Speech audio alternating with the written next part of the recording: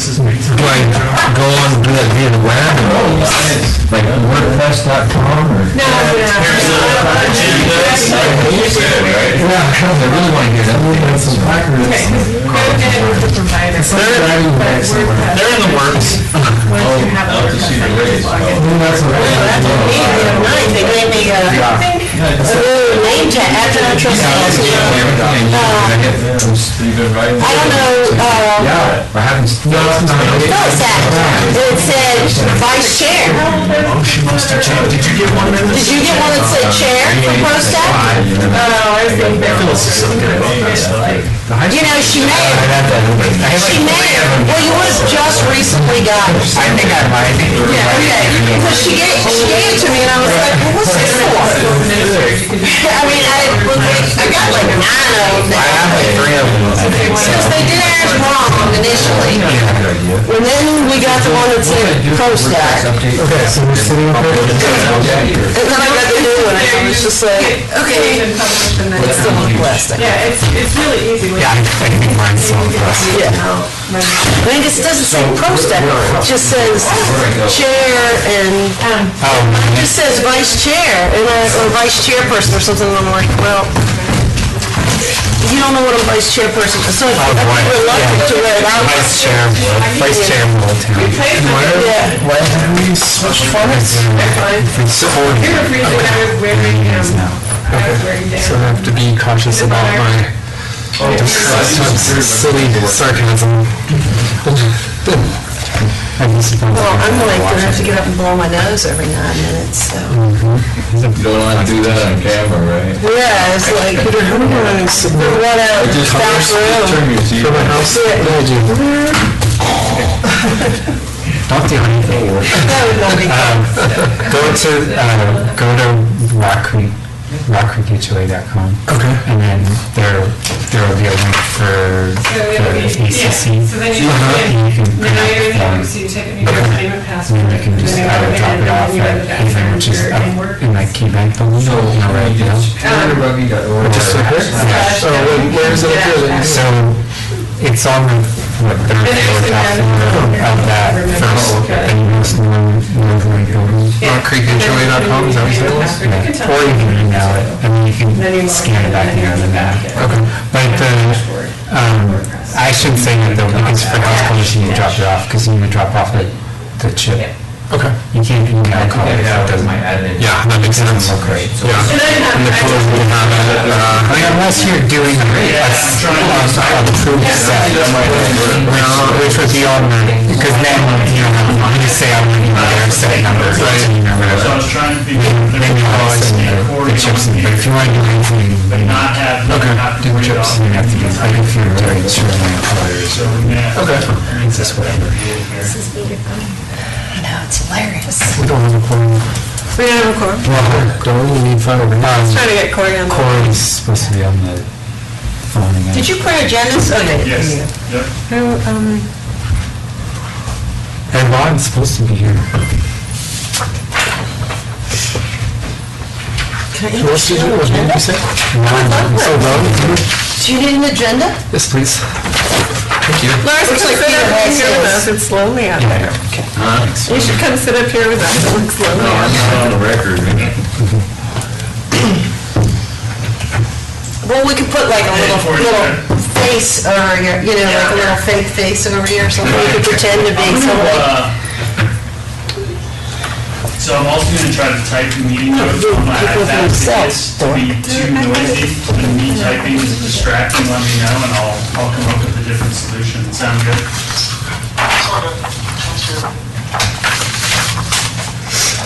So I'll flip on and we'll be recording audio. Say our disparaging things now. Keep it all PG. And then, we have noticed over the last couple meetings that it's a little muffled. So if you want, we can turn the ones off for folks that aren't here. How do we work these things? And if you, so right now, if you turn it off, Daryl, it would still pick you up in Sandy's mic. Oh, okay. So one way to do it that they do at the board meetings in theory, they're all supposed to be off until you're ready to speak.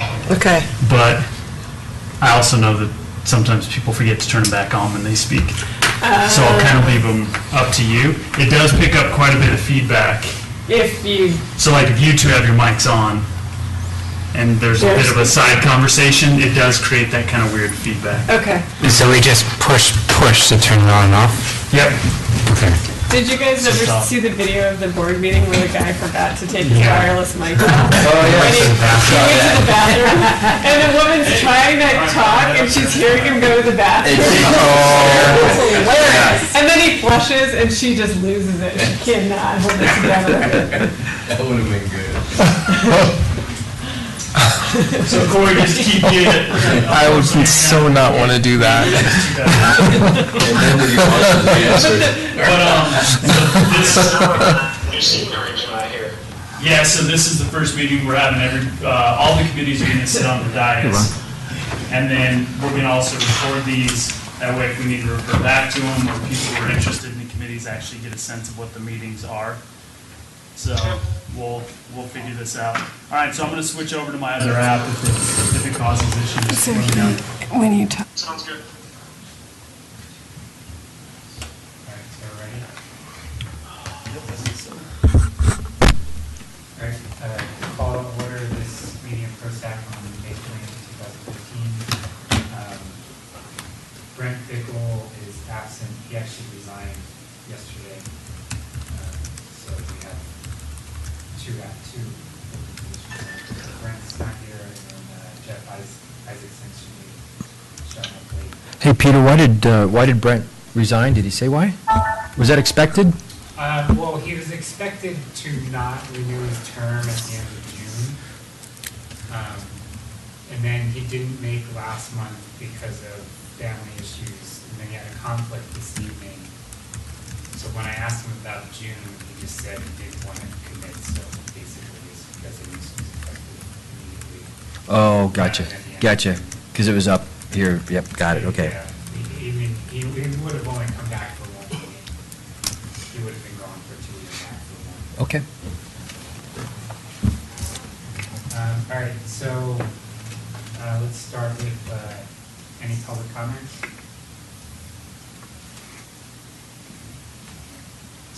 So the first item of discussion would be playground enhancements. We have $35,000 in the budget for this year allocated from the Conservation Trust Fund. So we're looking to identify an item or items for that $35,000 to enhance playgrounds in town. Previously when we had gone over what our priorities were, one of the top ones was some type of artificial shade structure in either community park or the South Pool playground. So I think that's where we wanted to at least begin, and then we can discuss any further ideas if we wanted to do something else other than shade. Peter had asked that we kind of bring in some of our resources that we look at when we kind of evaluate shade structures and pricing. So I just kind of clipped some of the websites that we use. And this first one is a company called Game Time. And the great thing about Game Time is they're one of the few that actually include their pricing. But just wanted to give you guys a sense of what we're looking at, size-wise. Get your guys' thoughts on maybe the areas that we want to consider, and really just kind of pan around and show you what we can and can't get for what's budgeted in that $35,000. Hey Patrick, can you click the button that says share your screen? It's the one that looks like a little monitor icon. Yeah, hang on one second. Anyway, keep going.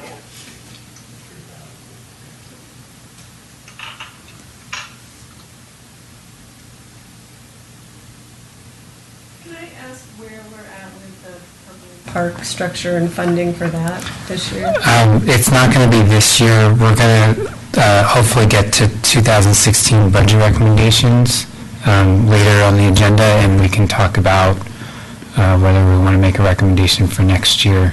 It would not be out of the CTF funds. We would be, basically requesting the board for a CIP request out of the general fund.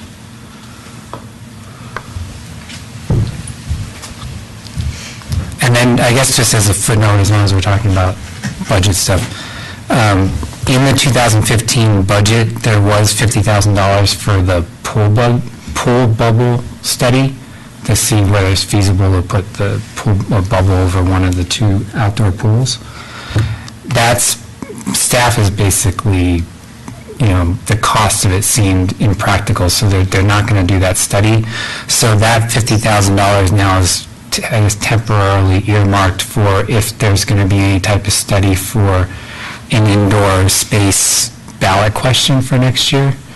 And so that's also something that is on the agenda for later this evening is ProStack discussing indoor space. And so right now there is another $50,000 in the budget this year that I guess if weren't spent on any type of study could be spent on something like this, but we're going to just keep to the $35,000 tonight.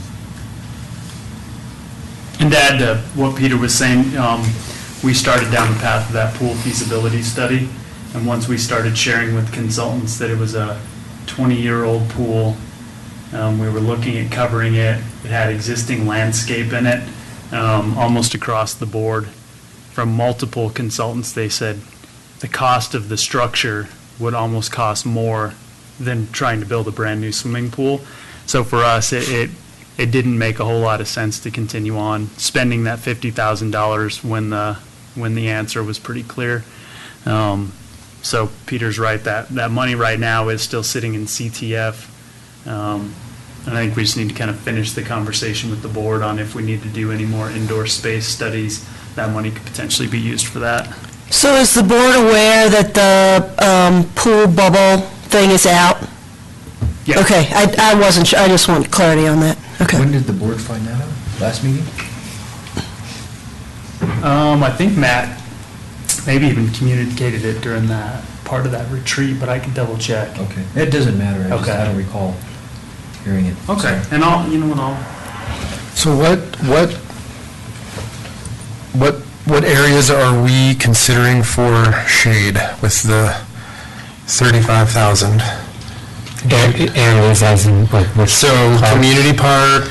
Yeah. So when we had talked about it before, shade we basically discussed as community park, and then within the last meeting or two, it came up that the other possibility could be the south pool, since that piece of playground equipment gets used heavily during the daytime because of the pool being right there, and because of the 10-minute adult swim time every hour. The kids jump out and go to the playground. Yeah. It gets to be a very heavily used but still hot piece of playground equipment. Yeah, so it's really hot in the summer on there. So that would be the South Pool or community park. South Pool, it's obvious, there's one piece of play equipment, so we would be talking about one piece of shade structure. Community park obviously has a half dozen or so separate pieces of play equipment, so we would have to narrow that down to one or two pieces of equipment that we would want to do some type of shade structure on. So we would have to look at that playground layout, I guess, a little more closely to decide where in community park we would want to do shade.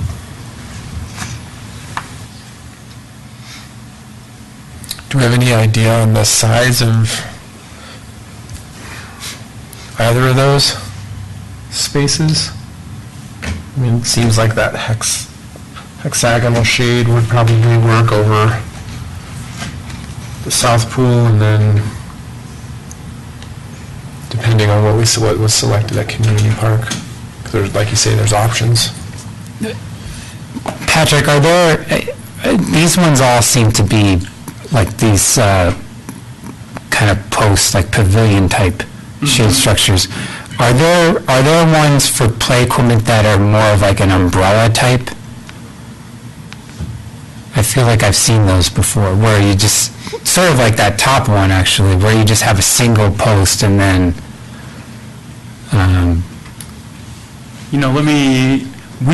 I hadn't looked at any that were just specific, more like the umbrella type.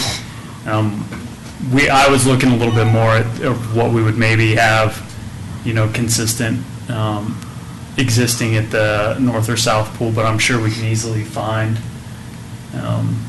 more just the individual umbrella type options. I mean, I think as a reference, you can kind of see something similar to this, and you could, I would imagine, could get the pole as tall or as short as you wanted to. May provide enough shade, depending on the location. what is the size of that single post pyramid? 14 by 14. I just wonder how they stand up in the wind, though. I mean, the winds are crazy, so. Well, you can remove the sail in the off months, the fall and the winter months, right? Correct. We take them off at the swimming pools. The ones at the swimming pools are actually on there with a tension cable, and the posts are rated to withstand the wind. It would definitely be something we would want to look at here. Something else that was brought up by our staff is, the ones at the pool tend to be high enough where they're harder to vandalize. So our parks staff is looking into, if other places have had issues with the lower ones, being vandalized. Are we considering shade structures for the actual equipment or for the picnic tables and that kind of thing? Actual equipment. Do we do that? So we have that elsewhere in the town where we have the equipment? No. No, and that's why we're discussing it, because right now, we have the general issue of the equipment gets too hot in the peak hours of summer, that it basically becomes unusable by small children. I mean, they can burn themselves on the slides and such. So in order to try to make the playgrounds a little bit more friendly, we're talking about shade over the actual playground equipment. Because like Community Park already has a pavilion for like the parents to sit under, and so does the South Pool. When the pool is open, we have the existing shade structures for where the chairs and the tables and stuff are inside the pool area for where you would be sitting. But as far as actually using the equipment, it's just out in the open. So it seems to me that we need to kind of think about what's at the various parks. Like at Community Park, we're not going to necessarily want to put the structure, I wouldn't worry about it over a swing as much as I would, for example, you mentioned the sliding board area. Because you're not going to, because in the wintertime, you're going to want the sun coming down on the, when it's cooler. So that's, I definitely say we wouldn't put it over the swings. I'm trying to remember what all the play equipment is at Community Park, but it seems like if there's a sliding board, for sure. And then at the pool, I think it needs to be over that whole structure. That thing is boiling. And those kids come out of the pool and they hit that thing and it's a wonder they don't burn their flesh off. So I think it's the whole structure at the pool. But at Community Park, I wonder whether it's really just, do you have a layout of the equipment that's at Community Park? Because obviously I don't have any children, so I don't go down there, and I don't know. But it might help us to narrow down, is there an area that we think is a priority? Can you pull up Google Earth? Yeah, I don't have a layout. We can definitely get a layout, but I'll see if we can get it on.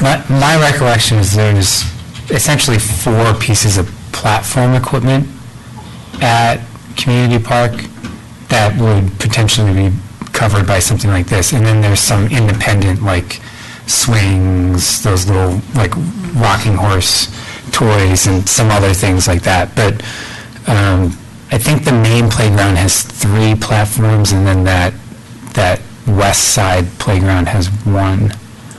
So are you thinking covering all of the playground? No, we would probably, I don't think that would be in the budget. We would just be having the pick. Yeah. And would the goal then eventually to have every park have some piece of their playground equipment shaded? It's certainly a potential. I mean, we could also see what the response is the first time we do it, and if it's something that people seem to really like, then, you know, we could go to Founders next, and then we could, the Purple Park has a little bit more mature trees around it. It probably does not need a artificial shade cover. There too, actually. Yeah, they have a tube slide.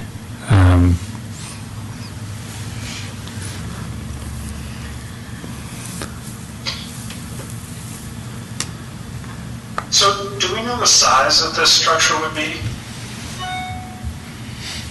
Because that's gonna dictate, like, if you're trying to cover the slide from 10 to 2 or from 10 to noon, because the size and the location of the sun from the southern exposure is gonna dictate how long it's actually gonna be in shade.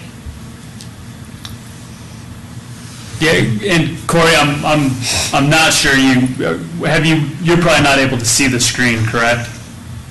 Right. All right. The largest, there is a shade structure that measures 50 feet by 60 feet that is within kind of the price range. It's about $36,000, but that's a pretty good area. And I know something that Peter and I briefly talked about when this agenda item came up is strategically placing them in particular areas, maybe not covering the whole playground. Well, it seems if we, And with the size that big, you could get coverage for sun angle from fairly early morning when it breaks out to, mid-afternoon or late afternoon when it gets to the other side of the structure. and it seems especially at the South Pool, we could easily, is this the brand that's already at the South Pool, the current shade? It seems like we should consider what's there to match, because they already have, I think, 3 different, there's one on the kid pool, and then 2 more that are perpendicular, and then it seems like we should figure out kind of what that footprint, or what the coverage is on, to get the structure, and then we can look at prices. Mm-hmm. This is not the exact brand. I could get a quote and bring that up. We just have been referring to this website because it's one of the few that actually provides pricing for us without having to go through the quote. But we could most definitely track that down. And then maybe we just discuss community park and where we think the best spot for a shelter there would be, or, because there's kind of a little kid one on the west side, on the east side, and in the middle is a little more mixed, and then there's the other separate play structure on the west. So do you have a sense of what the size/cost might be just to do the one at the pool? I mean, I don't have any real sense of what the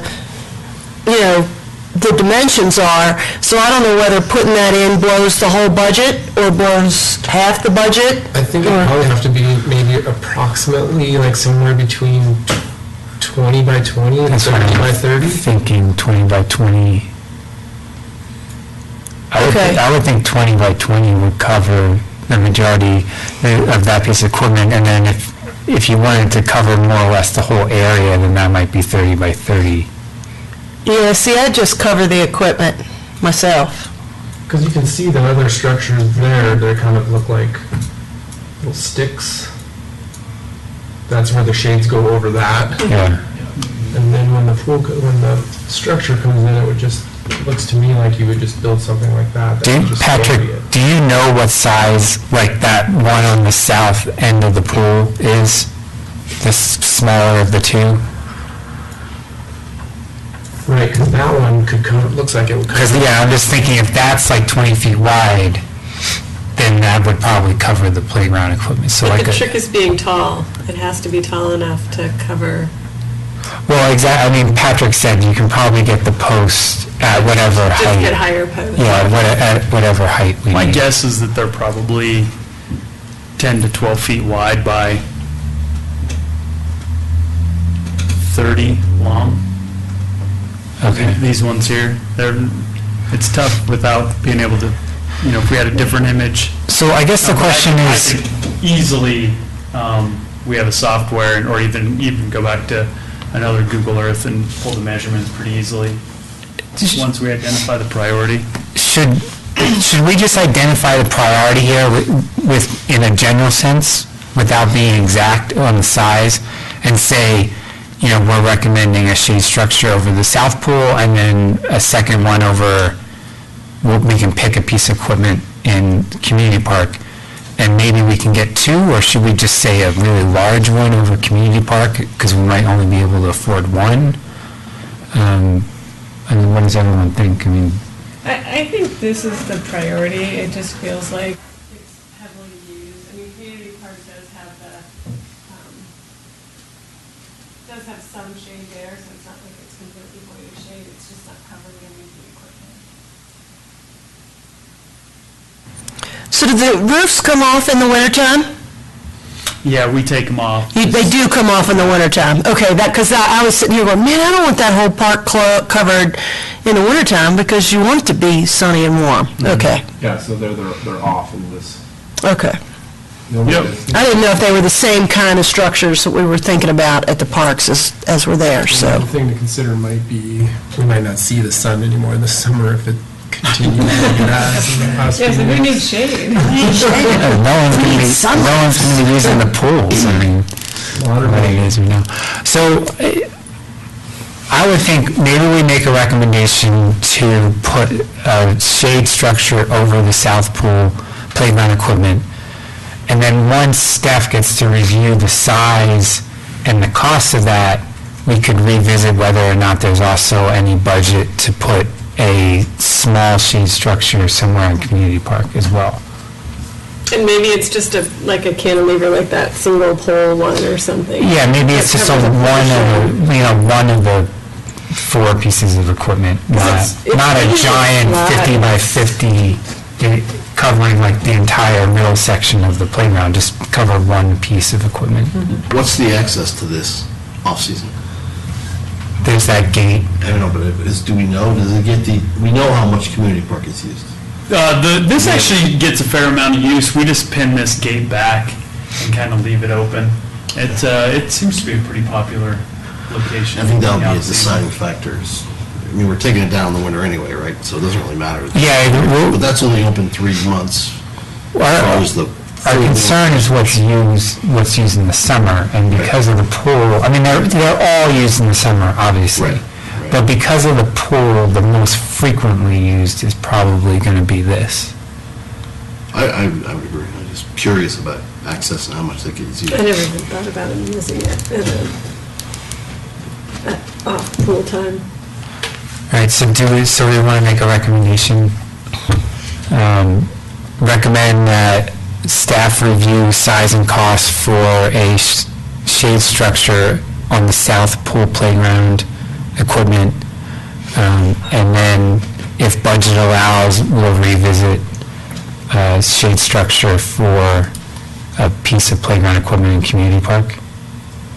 Can we add Aaron's comment that it matches existing, or as close to possible, so that there's some continuity? Sure, yeah, try to match post and sail color style as closely as possible to the existing shade structures at the South Pool. Can we get sizes for both of them? Just to have an idea of what it would... Yeah, Maybe we want to use the whole 35 on Community Park, because this is only going to be 15, and then you're going to do a piecemeal on Community...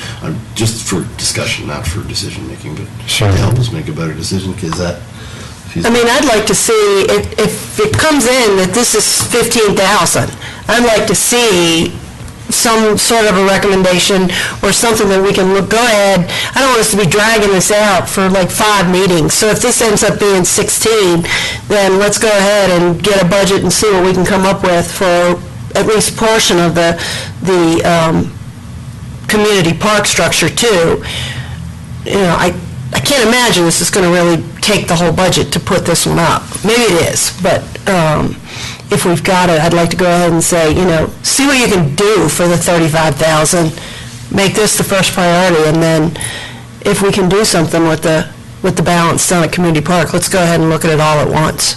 And just in our kind of preliminary research on this, vendors are more than willing to come out and do a site assessment and look at sun angles and use times. We've already had a couple ask us when our highest priority uses are and what time of year, and we should be able to provide as much detail and pricing and locations based on a professional's opinion.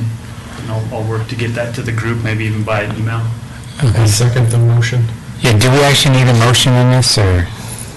Yeah, I think having a motion to recommend that the board spend the money in CTF on a priority use like this. We could put it in the notes now, and then once we have more detail of exactly, what type of shade structure, I mean, you can make that motion again when we're ready. I would imagine we almost probably have to present this to the board as well. Okay. And then the cost on that one website, is that just the cost for the structure, and then there would be the installation cost on top of it? Or is that an installed cost? I believe that these are just material costs, but the install cost is significantly cheaper because you're just cementing the posts into the ground. Okay. And then it's our labor to put the sunshade up, which is an in-house cost. And would you see with the south pool having just put the pool in place down, would you see any installation trouble? And would they just put the post outside the fence? I mean, how would they probably do that? I'm not sure. I think a lot of it would depend on the size. Something that we looked at is, is it possible to use the back of the existing posts that are already there? And just, we've got the shade structure on the south side of the pool deck, which is only, 10 feet or so. So even using the existing posts might make sense, but I'd have to leave that up to them. I know we do have some drains underneath that playground that we'd have to take into consideration. Okay. So Aaron seconded the motion. All in favor? Opposed? All right, motion carries unanimously. Corey, did you hear all that? Did he raise his hand? Oh, that's good. Aye. Forgot he was there. Okay, so we'll move on to item 2, or item 4, discussion point of Boulder County Open Space and Trail recommendations. This one, we haven't actually gotten a request from Boulder County to make these yet, so this can just be an initial discussion, a review of what was recommended last year, and we can just kind of chew on whether or not we want to make any changes. We'll come back to it next month to actually make our recommendations. So this is more just a discussion point quickly.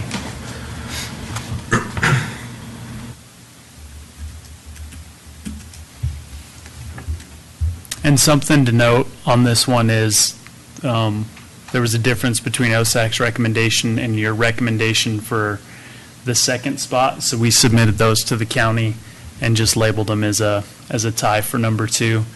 You guys had the trail connection at Meadowlark at its western point to link with Colton as the priority. And at the time, OSAC had some type of connection from the Shan property to the existing Meadowlark Trail as their priority.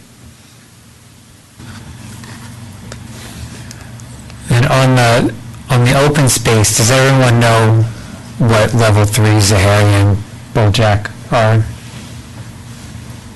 Or does anyone need a reminder? I don't know Zaharia and Bojack. So Zaharia is the piece of property that sits just north of Hodgkin Harris Reservoir to the east of 88th. Okay. And then Bojack is that piece of property that sits south of the Colton Trailhead, just west of west of McCaffrey, where they kind of have that barn and like truck depot or whatever, that, Okay. right, Patrick, that's Bulljack? Yep, that's correct. I know where It's the house on the top of the hill. near where the sheriff. It's not the house is where the You're sheriff. correct, Aaron. No, not that house, the house on the top of the hill where the sheriff's house isn't that house. Yeah, the sheriff's house is a different piece of property that's already owned by Boulder County. Near it though, right? The same areas though. It's the same area. It's just north of the house is that barn structure, and there might be another house. You might be correct, Darrell. This area here.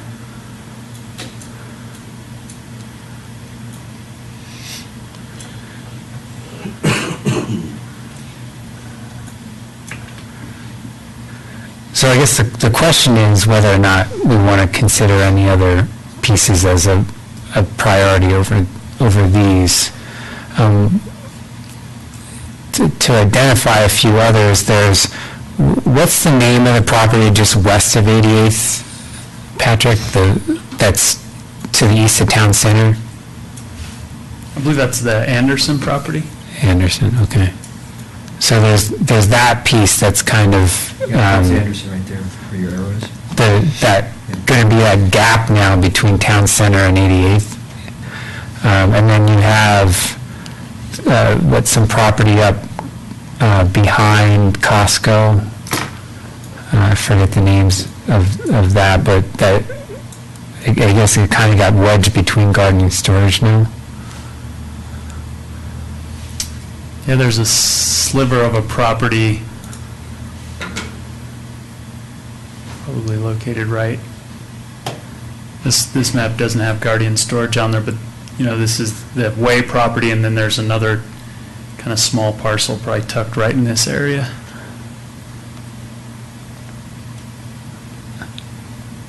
Is there anything else? And then everybody's kind of familiar with level 3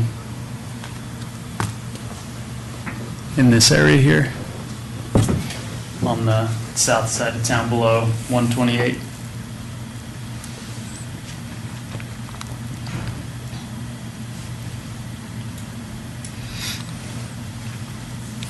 So again, we don't need to make any decision tonight. It's just a thought of whether or not we want to change the priorities from last year on those. And then the trails, we can take a look at the trails. And we did reprioritize this like 2 meetings ago, correct?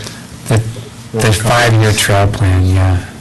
Okay. And actually, we're going to kind of rediscuss it again tonight when we talk about the budget recommendations. And just to...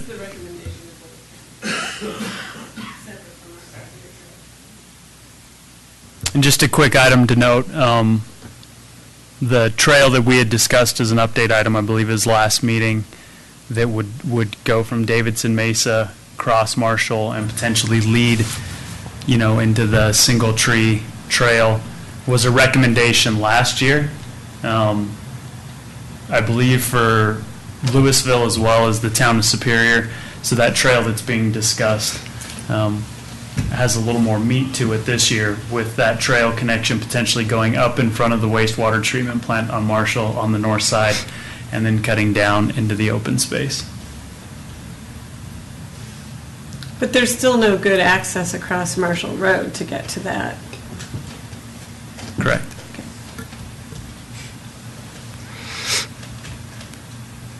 So I don't know why that's our number one priority then. I think last year the thought was it would actually come down behind Sagamore, and it's just kind of grown a little bit. So I know that the idea of taking it to the water treatment plant probably developed after what this recommendation was last year.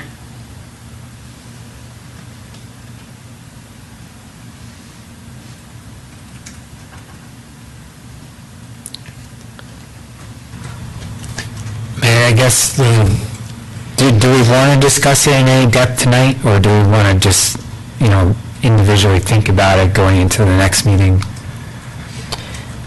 Well, the only thing I would say is, before we discuss this, are we going to have a better sense of what is going on with that cross on Marshall Road, because I can tell you, if it's got anything to do with the way they're designing it right now, with that thing dead-ending right on Marshall Road, I'm taking that sucker right off there, because I don't want to do anything, I mean, my feeling would be take it off, because I don't want to do anything to support that thing dead-ending on Marshall Road. So I'd have to think real hard, maybe if we were to say trails, if we could say that it was going to go under Marshall Road or something, but the way it says it right now, I would be reluctant to have that stay number one. Patrick, what's the normal protocol when you have a trail that intersects, something busy?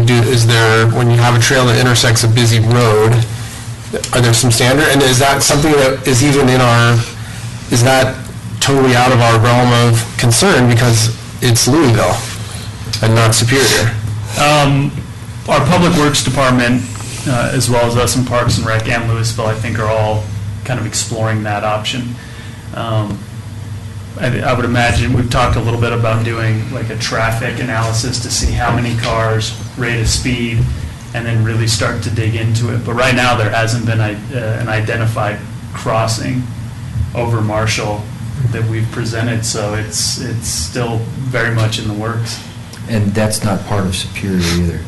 Right where the Davidson Mesa hits Marshall Road is outside of Superior Town. But remember, these are our recommendations to Boulder County. So this particular trail and discussion point has a more appropriate place on this list than it does on our 5-year trail plan. Because on our 5-year trail plan, we're basically talking about a trail that, you're right, doesn't touch Superior. But since we're making this recommendation to Boulder County, it's a little bit more appropriate. Do you guys remember what ProStack's intention was, where this connection would be?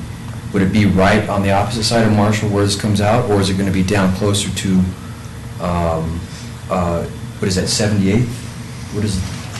66th. 66th, where that intersection is. Because I know there's been some discussion about possibly having a crosswalk there, but also don't forget we're going to have a path that goes on that side of Marshall down to the town center. So that was one of the original things that would go in with this, if I remember correctly. But that's where everybody's always been caught up, is how do we get across the street? And I think that the goal was we were hoping the goal would be that it would be down a little bit closer to 60. No, it's 76 down 76. there. Yes, you're thinking by Costco, right? I'm thinking about where, right behind Costco, that road. That's 76. Oh, I'm sorry, yeah, you're right, 76. Another idea that had been mentioned is taking it further west on the north side of Marshall and crossing it over at 66, which is further down in the valley. But I still think surface crossing is absolutely ridiculous on that road. I think that it needs to have some really safe way for people to get across. Yep. That for the rate of speed and where you're crossing doesn't make any difference on that road. People are going 55 or faster. Yep. And there's no way that it is safe at all for people, especially if you've got kids, to be biking across that street. And there's that corner right there, too. Now, we had a breakfast meeting with the city of Louisville last week, and that topic came up. And when Mayor Folsom mentioned that that's out of Superior town limits, the city of Louisville did say that they have their water treatment or waste treatment plant that's down there. So I think they have access, there's a way of building a trail in there. But then again, how do we get people across the road? So I think that they would love to see something happen there, and I think they're really eager to try and figure it out. So has ProStack had a conversation with their Parks and Recs department, or don't they have the same type of thing that is ProStack? So Patrick, last meeting when we were talking about the 5-year trail plan, you had said that Louisville was looking for some support from us on this trail that they're discussing. Mm-hmm. I'm sorry. But we were hesitant to lend our support because of this very issue. Because, well, one, it doesn't really directly benefit Superior in any great way. It's really a Louisville trail connection into Boulder County open space. And then we were hesitant to support anything that didn't have a solution for getting pedestrians under Marshall Road. Yeah, you're correct. There'd been discussion with Superior, Louisville, and Boulder County. Louisville asking if we had interest in supporting the trail connection that Chris is talking about that would go on the north side of water treatment down into open space. And at that time, you guys made the similar recommendation that until there's a suitable crossing over Marshall, that there wouldn't be support from this group. And it's kind of just been left for that. And it was discussed at a meeting between the two trustees, and I think it's just kind of the point that still needs to be figured out is what is the safest way to get people from Davidson Mesa over to the south side of Marshall Road. You know, I think would be beneficial is if ProStack possibly would take a field trip down there just to look at it and see everything that's there and see where the other trails are across Marshall, and then where that connection is happening, where the underpass is happening. So just a recommendation. I would love to go down and check it out myself. You may have seen it, but they finally have punched Yeah, it you can see through. it. So you can actually get a really good kind of alignment of where that trail is going to come out. And then you'd also get a better sense of where our trail from the BRT station up to Davidson Mesa is going to kind of line up. So. Not just a pedestrian biker safety, but a car safety. I mean, cars shouldn't have to be slowing down or stopping for pedestrians across a 50-mile-an-hour street like that. I mean, they shouldn't. So I think we need to consider all aspects, not just getting the bike safely across, but getting cars safely down the road as well. So I would agree with Sandy. I think it needs to come off as our number one priority. I think there's so many more things that are much more important, like improving the safety, the surface of Colton Trail. I think especially after all this rain and the flooding, that's probably a much higher priority than connecting across Marshall without any safe way. Yeah, I mean, I agree.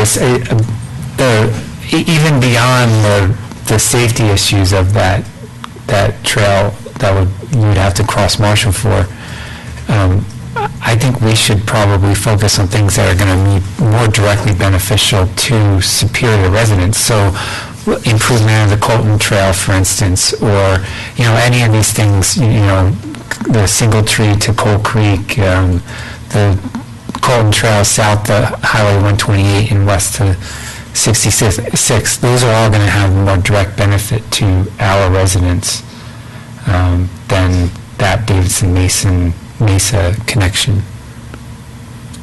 I would agree.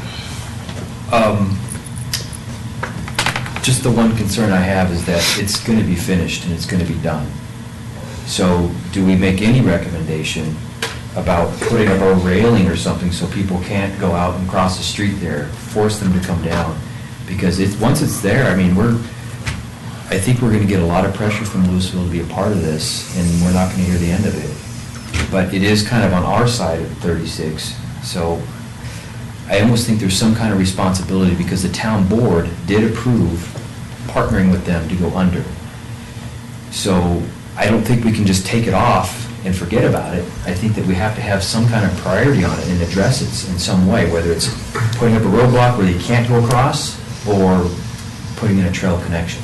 But we approved the underpass for the connection down on the regional trail, That's right. not across Marshall Road and not into the trail system. So that's a very different thing. Yeah, So I what agree. we agreed to and why is the trail that's going down Marshall that bikers can come out and go down on into town center and then continue on into Denver. I Not, totally agree. Not And crossing that the was, road. that was exactly my position there, that if we could connect it to, down to the town center, then that's great. But there's a public safety issue there. Absolutely. That I don't think we can just forget about it and hope that Louisville takes care of it on basically our side of the highway. So I think we have to do something, we have to address something there. Otherwise, it's just an open trail that goes right into Marshall at 50 miles an hour. Well, except no one's going to be crossing Marshall unless Louisville builds that trail on the south side along their water treatment plant. I mean, what they would do is they would bump out onto Marshall on the north side lane, the shoulder, and ride it west to 66 or wherever they can connect into the existing trail network. But right now, when they come through Davidson Mesa, there is nothing on the south side of Marshall Road for them to cross the road to. It only becomes an issue if Louisville decides to build the trail connection that they're talking about. So we can anticipate what's going to happen, but we're also getting a little bit ahead of ourselves. So where do you think people will come out there and then just go on, take a right on Marshall Road and continue down Marshall Road to a trail connection? Right now, if Louisville does nothing more, that's what they're going to do. They're going to go, they're going to either go on the trail that goes towards Superior Town Center, or they're going to turn right and they're just going to have to get in the shoulder of Marshall Road until they can get down to 66, where I think they can pick up the trail network. There's a bike lane there, though. But that's what I'm saying, the shoulder, the bike lane. Yeah, I mean, it's a bike lane. Yeah. It's more than a shoulder. Totally understand. It just seems really precarious to me to have it like that. So, for what it's worth, I don't think we should completely forget about it and take it off the list. I think. Then maybe we just bump it down. I don't think we were saying take it up, but we're saying that a safe way has to be established before that happens. So as a top priority, it's not really we're not, the safety part is a huge issue. And so to have that be our number one thing without that being talked about and solved is a problem. Yeah, okay. It seems like at a minimum, you should have a widened shoulder with some bollards so that the cars can't protrude over to it, even a car turning left and sliding in that area, like pedestrian hitting brakes in the winter or something like that. It seems like there should be some bollards or some sort of protection and transition between the tunnel and the road. Just my thought.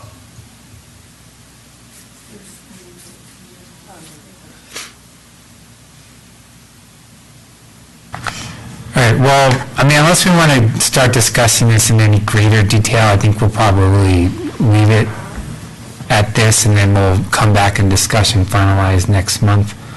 I mean, does everyone think that's the best route, or do we want to really dig into this and just finalize it tonight? Is there any chance that we could, you could set up something for us to go out and look at it? So, because I'm having a little bit of trouble getting my head around where it all comes in, goes out, back and forth, and even if everybody else isn't interested, if I could set it up, and you could show me. Absolutely. Because I don't have a good sense. Does anybody else want to go kind of get a sense of it, or is it just me that? I do. Yeah. I'll go and feel Yeah, I'd be happy to go. Yeah. Yeah. Because I think the other thing we need to understand a little bit more, actually being a pedestrian on the side of the road, because most of us probably haven't done that before, is how much distance there really is on either side. Because in some places, like where the existing water treatment fence is, I mean, there's almost no space. They're going to have to open that up to build their trail. So the part of the safety concern is exactly like, how on top of the road would this potential trail be?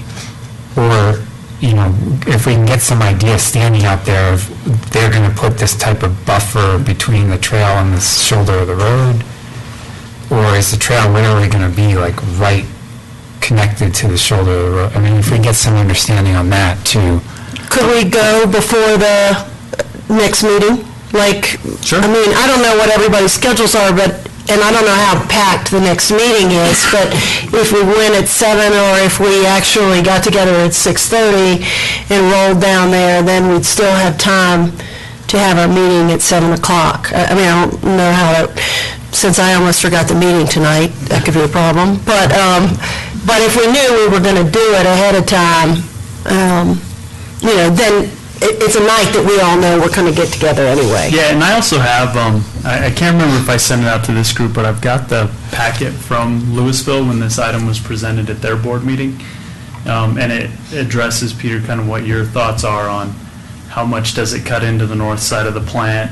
What does the retaining wall look like? What does the fence look like? I could send that document.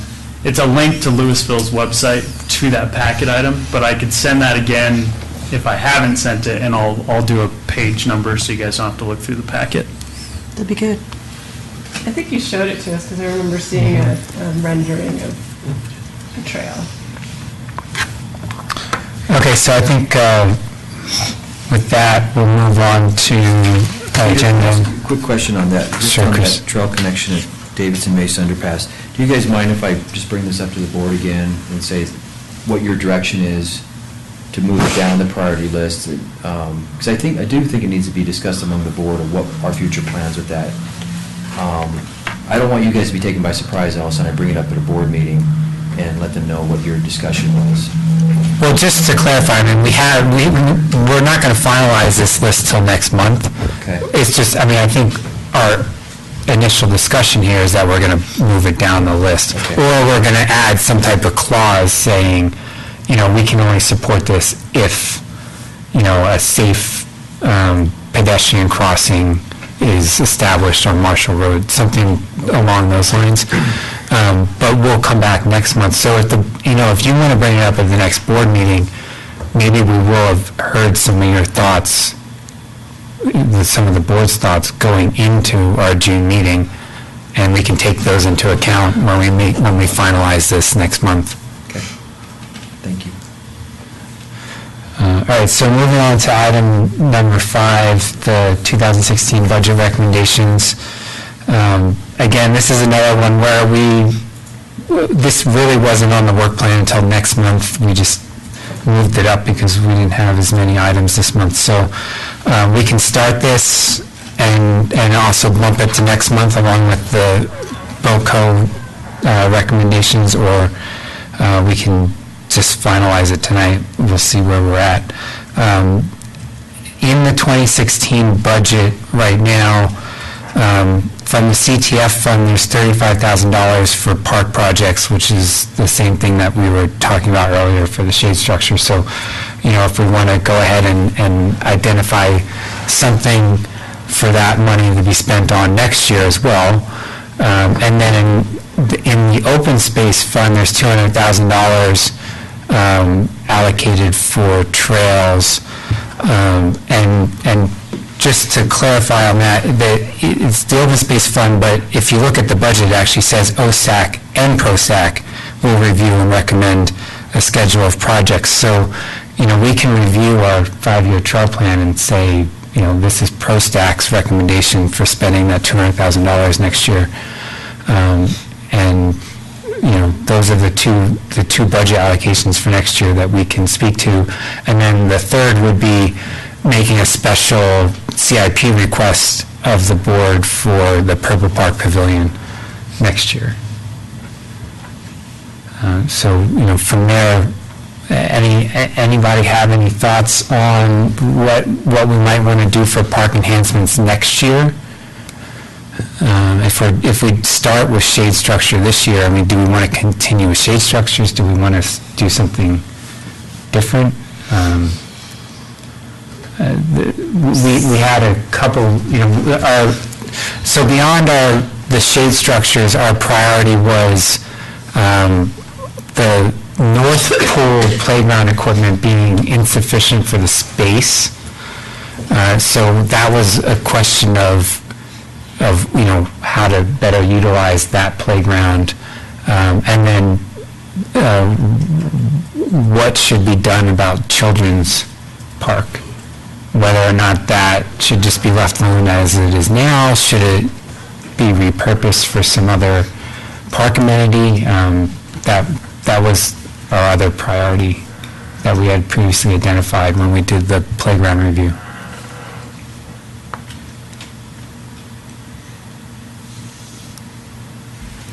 So anybody have any thoughts about projects for next year? And this spreadsheet here also kind of reiterates what the budget timeline, tentative budget timeline for the Eldo K Park.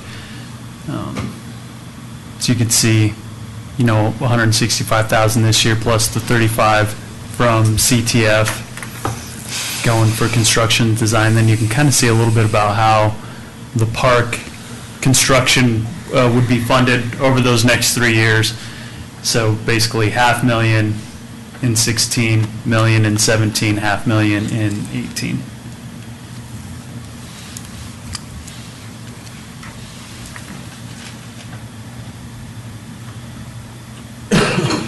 So the park study that Aaron and you, Peter, did, and then was reinforced by design concepts, it wasn't prioritized, it was just a listing of. It wasn't we had identified some priorities, but they weren't actually prioritized. I don't know, Patrick, can you pull up the presentation that Aaron and I did, not the one from Design Concepts, but I'm trying to think of when that would have been.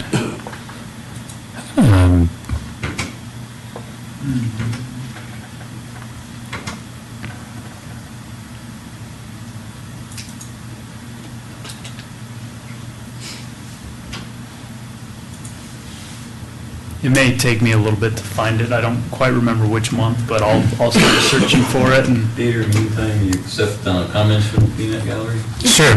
I'm just wondering, in the research you guys did into the needs of the parks, was there any consideration for like adult fitness equipment? I'm thinking of these static displays where you can do dips and pull-ups and abdominals, and it's just something that's planted in the ground and all weather, all purpose. I mean, because I take a walk up by the Pocket Park there in Huron Circle. And there's a little tot lot there, which is great. But I'm wondering, like, the parents sometimes if they could go and work out while the kids are playing on the tot lot, it'd be great. So it's something that we've discussed on and off several times. The most recent being for the El Dorado School Parcel project that's being planned, which if you watched last Monday's board meeting, they pretty much mixed the idea of fitness equipment in that parcel. That seems to be the overall issue with that. Every time it comes up, it doesn't get a lot of traction, and then it just gets pushed to the wayside again. There is actually one or two pieces up at Founders Park that did get installed, but it's certainly, this $35,000 a year, that's something that would be, a reasonable expense that could qualify under this. It wouldn't take a huge investment to do. Didn't we have some discussion about whether we could put some basketball hoops at some of the smaller parks, or I can't remember what it was, but I would like to see us, with some of these little smaller pocket parks, figure out, are there ways that we could make them, usable by not just little children, even if it was, equipment. We talked about it at one park, we should put some swings in, because we didn't have any swings at all, but, swings could be used by older kids. And my gut says I'd like to see us after we've done the shade structures, then let's look at, are there some ways where we could take some resources and put them in a couple of the pocket parks, or whatever you want to call them, put some older equipment geared toward an older audience and see what kind of response we get, at least at a couple of parks, maybe one on the south side and one on the north side. I don't know, but, I don't have the document that you and Aaron did in front of me, but, let's look at whether there might be a couple of parks that it would be worth trying to do something like that.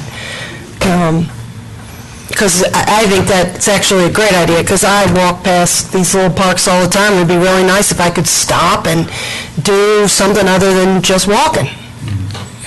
So, Patrick, maybe just search playground, see if it, and then to continue the playground presentation 2014, I think that's probably it. Sandy, you're correct. We had talked about some type of basketball hoop, not full courts, like just half court, right. or just add a hoop to some existing playgrounds. I think we had looked at, well, could you just put a backboard on the tennis courts? So if they're not being used for tennis, they could be used for basketball. There was a fire station park had an existing kind of oval area in the concrete that had a picnic table that probably never gets used. We think we had the idea of, could you just put a hoop there? You literally just put a hoop. And you wouldn't have to, the concrete already exists, just to kind of repurpose that space. I think Castle Park was another one that has the space that you could probably even do like a half court almost. Has some grass area that maybe isn't really being used that much, or even if you did put a hoop, could still have a decent amount of grass area. So that was another one of our... I mean, couldn't you put like some adult, I know the board keeps squashing this adult fitness stuff, but it does keep coming up, and maybe the 7 people on the board don't find it relevant, but we have heard it out in the community. I mean, people talk to me about it all the time.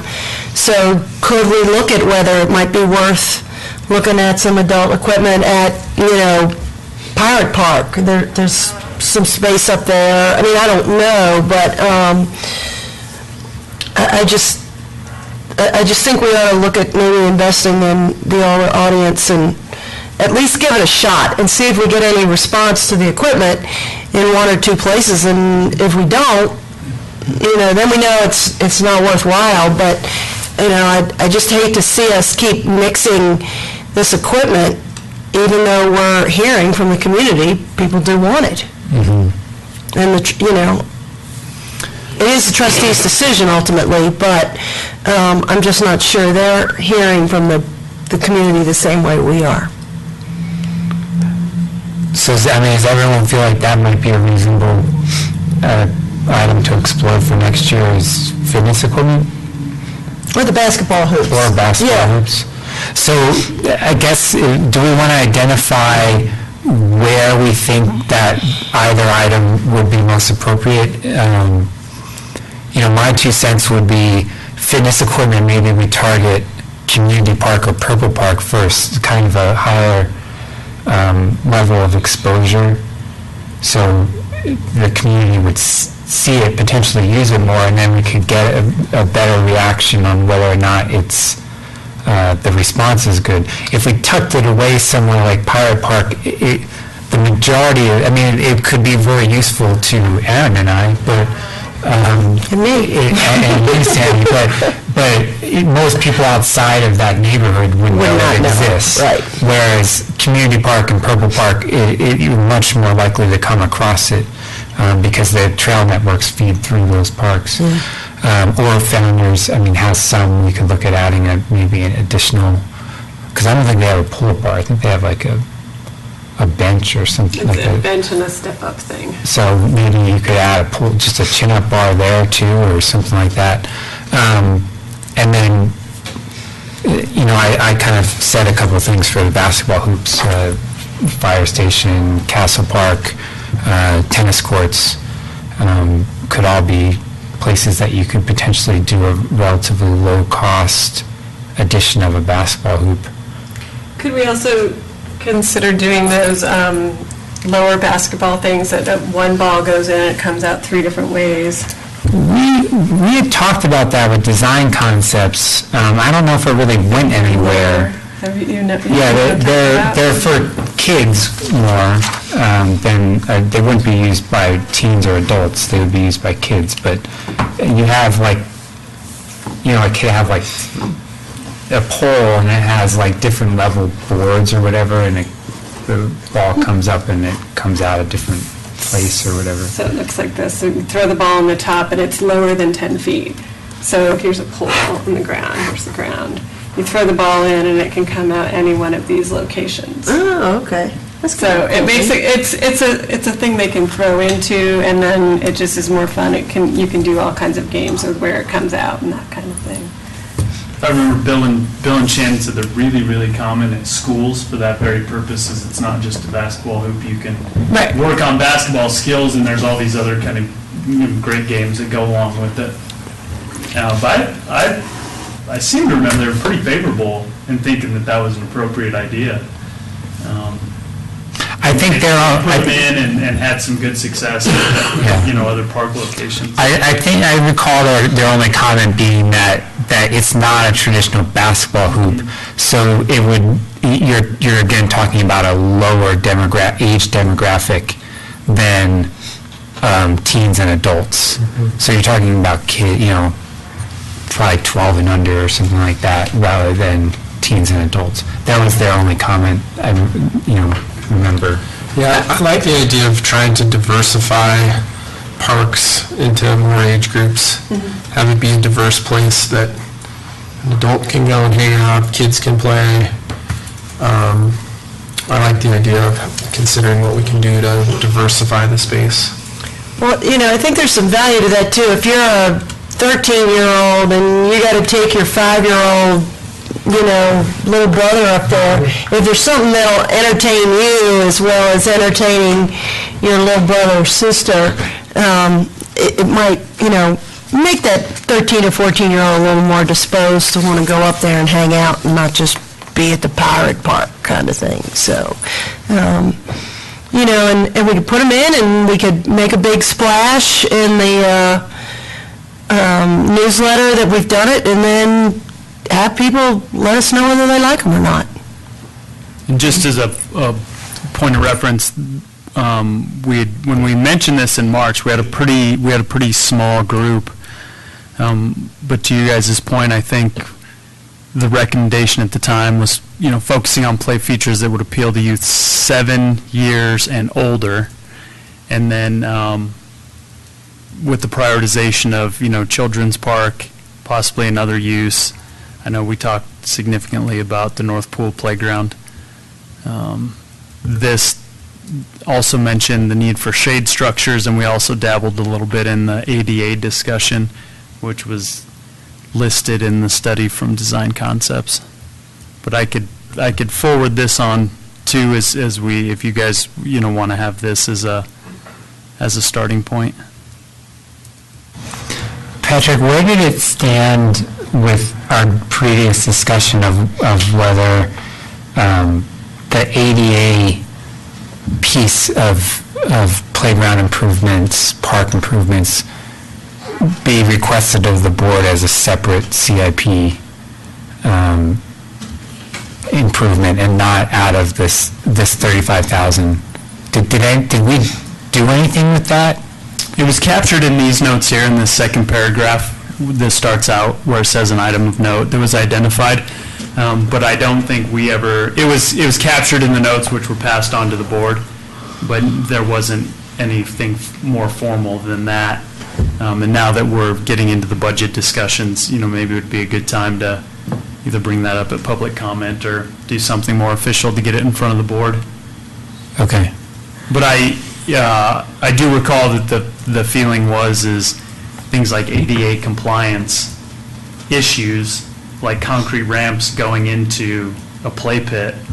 I mean, they're such big picture items that they wouldn't really be, the purpose of the playground study was to improve playground features like shade, play items, basketball hoops, not necessarily look at ADA compliance. So it was almost two separate issues.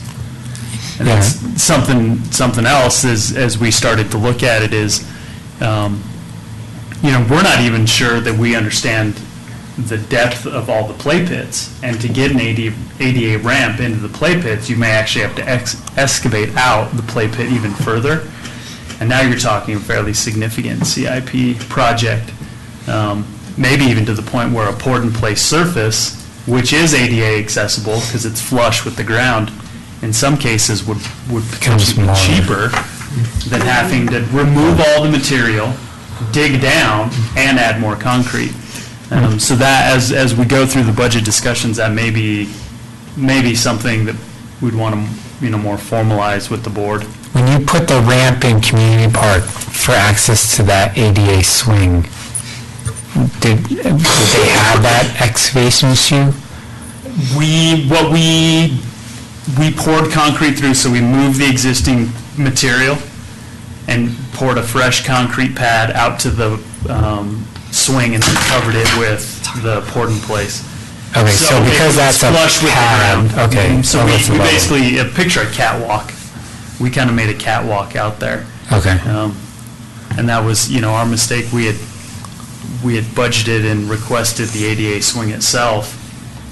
And pea gravel is technically ADA accessible, but the practicality of trying to get out there with a walker or a wheelchair or any other device just didn't make sense. So for us, it made sense to just put the walkway in with it. So I feel like we kind of narrowed it down to fitness equipment and or basketball. So, do we want to button that up and actually make some type of recommendation, budget recommendation for either of those items? Can we explore other possible things that allow the parks more access for all varieties of ages? Because I think we went, I don't know, I feel like we keep forgetting about the teens somehow. But I guess basketball hoops are part of that. I don't want to just limit it to basketball and fitness equipment. But I guess we only have a limited amount of money to. Well, I think that's our dilemma is we're looking for things that are going to be under 35,000. So we can't be talking about like a skate park or something like big like that. But sure. If we can come up with other teen ideas that are going to be in line with that $35,000 budget, then we can certainly open up to ideas. I personally don't have any other ideas, so. We'd also discussed at that March meeting, maybe inviting Design Concepts to come back and identify, look at the parks that were identified highly in the report that Aaron and Peter put together, and then maybe just have a session where we pick their brains on ideas, maybe, even something for older kids, or what does this youth basketball kind of play feature look like? And Design Concepts, that's on their radar. We just hadn't picked a date to finalize that. Well, I don't know whether we can spend the money to do that, to have them come back, but would it make sense to invite them and say, look, we would like to do something in 2016 in the parks that would target teens and adults? Maybe, I don't know why they have to necessarily be mutually exclusive. We can't afford to put in a skate park, obviously. But maybe there are things that would address or be of interest to both. I could see where a basketball hoop is of interest to teens as well as adults. Depending on the kid, the fitness equipment could, the pull-up bars could be, the steps could be. But maybe have them come back with some specific thoughts on some of the park, they know the parks as well as we do, and do they have some recommendations that would address both audiences? I'm happy to do some research as well on, other ideas for, for teens in outdoor parks and see what we come up with. But maybe because we don't need to finalize this tonight either, maybe we ask this of staff. Can you look at the costs of some items like outdoor fitness equipment? What would be the installed cost of a chin-up bar? And Lars, do you have any specific ideas on type of outdoor fitness equipment pieces? No, not really, but in our neighborhood in Panama, we've got a thing that they just plunk down on a small concrete pad, and it's all inclusive. It's got it's got a bar up here, you can do pull-ups, or you can do your abdominals, it's got push-ups down on here, it's got a thing to do dips, and it's all just one big chunk. It's a universal piece. And I've seen them in different areas where it's a circular thing, where you go around and do stations, and it's got everything, and Yeah. it would just bolt down to a pad. And, I mean, it could be really minimalist. I don't know why it would cost what, I don't even want to throw a figure out there, but Yeah. there's so many different designs I've seen. So Patrick, maybe just see what some of the cost is for items like that, as well as what would be the cost for the type of basketball piece that Daryl's talking about. I'm assuming that would include, we'd have to include like a circular concrete pad. So if we did a standalone, say at somewhere like Castle Park, where we could just take a area grass standalone, a concrete pad with a hoop like that, and then what would it be for just a hoop at like the tennis court or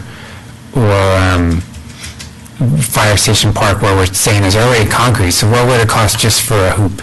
Basketball hoop or this Yeah. kind of plastic? Just a basketball hoop, a nice one, but just a basketball hoop. We wouldn't be talking about any type of pad or anything with that. So then when we come in next month, we would have an idea of some of those costs, and we can make a more accurate recommendation based on that. And then in the meantime, I'll research, and anyone is welcome to research other ideas for, teen amenities. And if anyone comes up with anything between now and next month, maybe ask, come to Patrick or I, and we can have Patrick look at the cost before the meeting, and that way we can make a decision next month.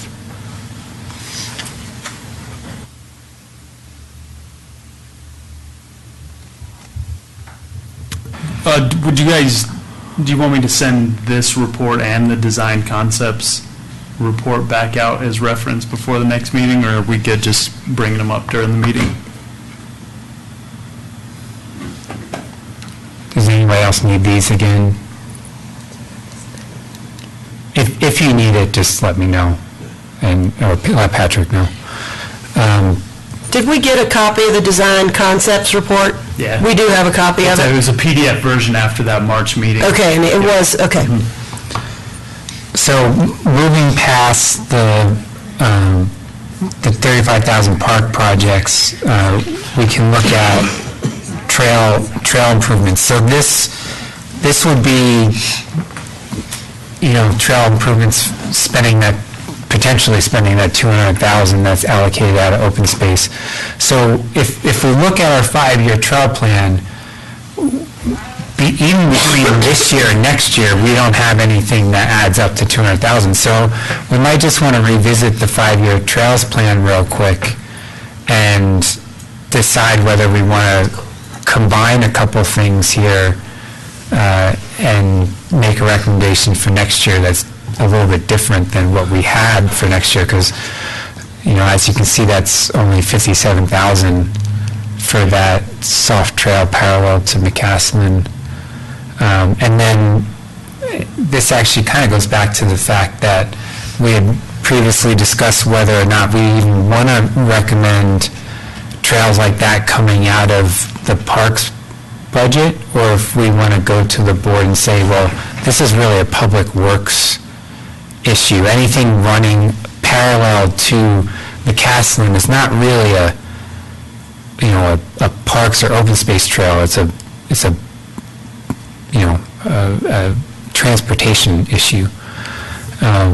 So we need to kind of revisit that as well. Do we want to, kind of set aside any of those type of trails and recommend stuff that's more open space, developed open space instead?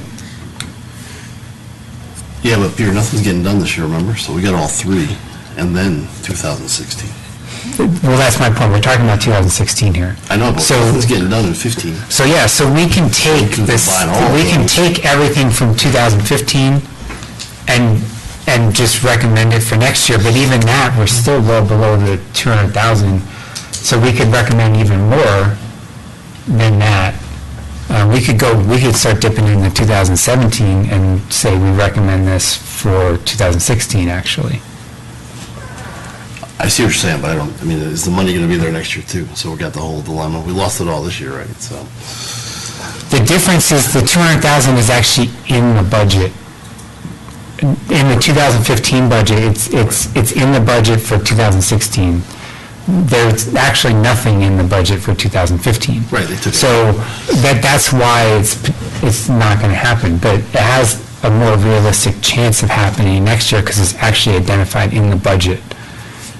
I think we focus on what we want done, and if you guys want to move around, that's fine, I don't have a problem with that, but let's just not worry about the pricing as much as focusing on the things that we need to get done, and let's hope the money's there. That's my opinion. Yeah. So Patrick, can you pull up the list again?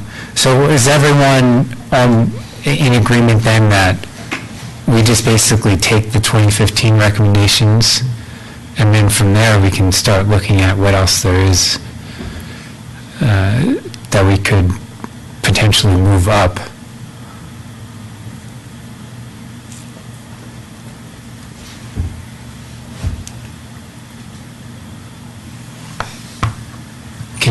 Patrick, can you scroll down to... So that 200,000 has to be used for trails?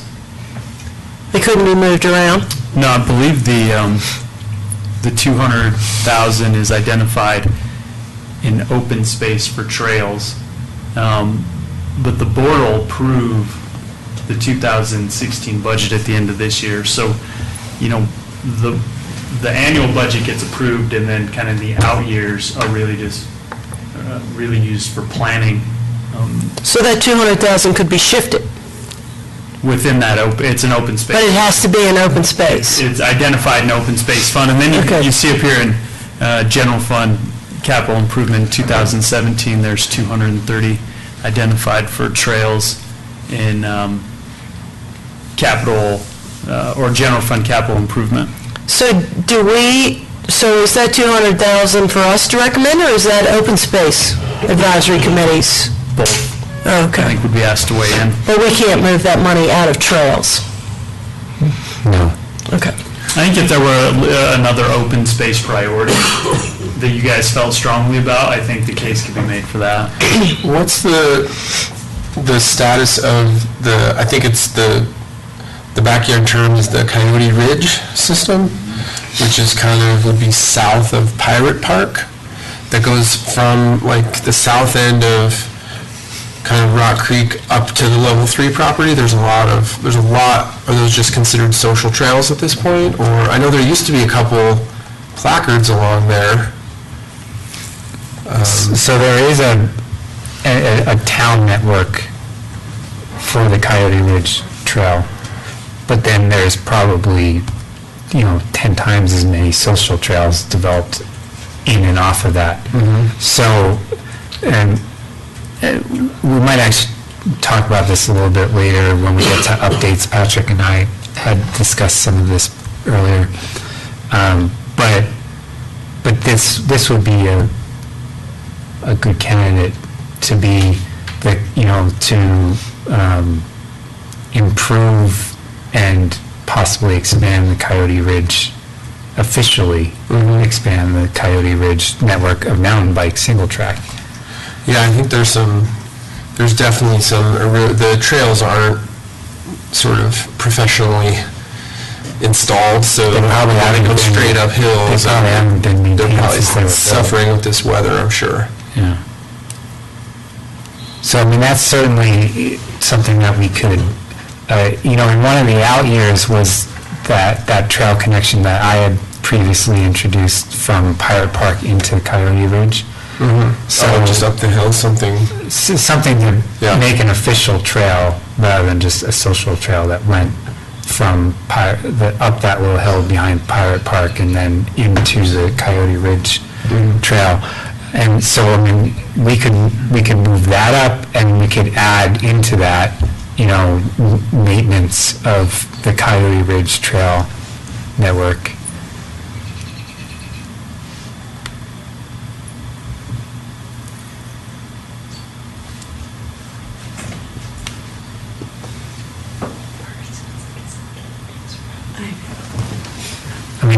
just go one by one here and get everyone's input on trails, or what your priorities are? And just to be clear, the shift up is specific to open space? That 200 in open That space? 200,000. So keep that in mind as you're wanting, so the funds over here, they're listed as CIP.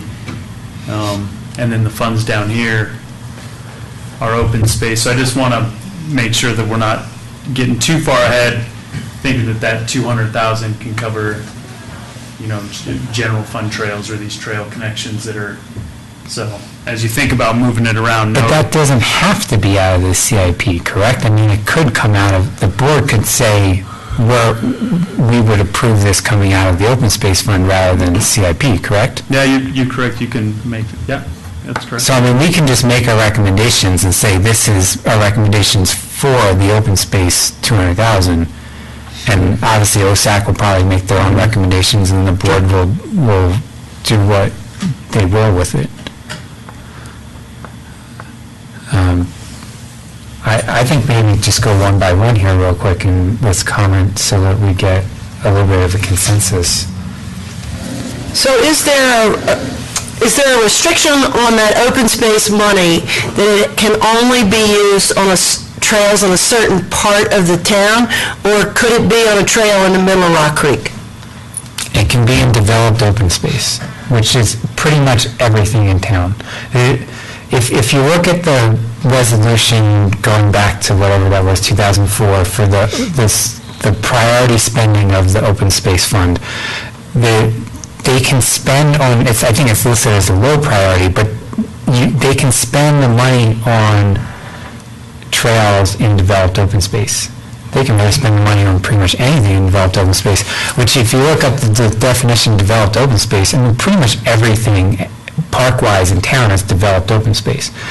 So the only thing that we would probably be remiss to recommend would be any type of paved trail. Yeah, they would not. That wouldn't fall under the open space. But if we're talking about single track, if we're talking about crusher fine, anything like that that's connecting to or through developed or natural open space, it technically would qualify for the open space fund. I mean, there's going to be some debate, I'm sure, if the board were to actually push that through, but I mean, we're just making a recommendation to the board. The board can deal with, whether or not they actually want to pull the trigger on spending open space funds on something that might raise some hairs.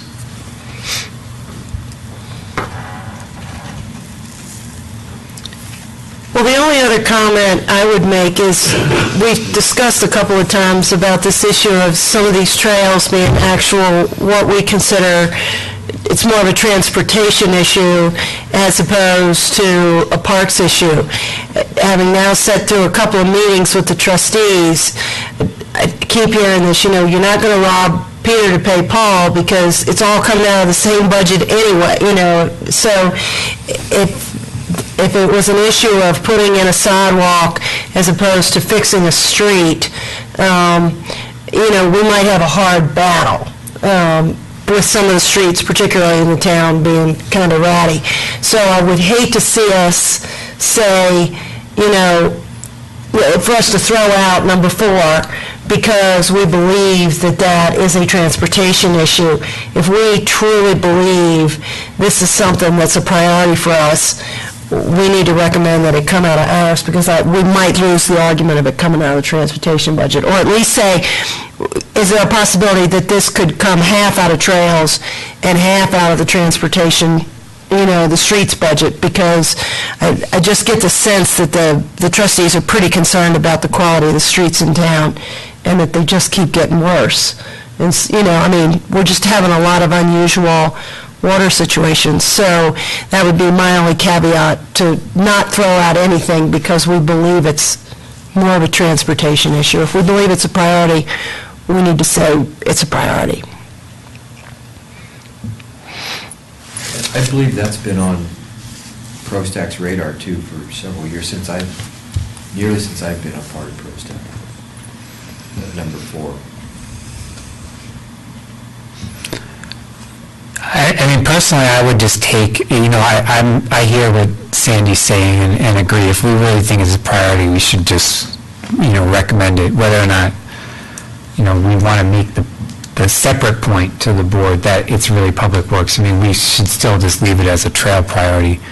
I would just take 1, 2, 3, and 4, and then I would jump down the 2017, and I would recommend maybe,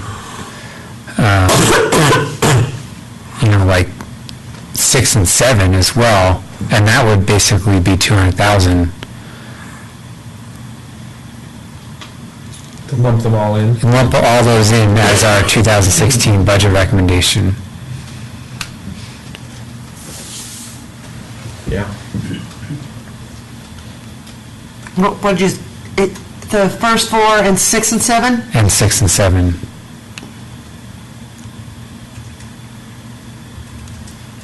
Patrick, can you scroll that down so we can see 6 and 7? Let's do this here. I'm going to give this one to you.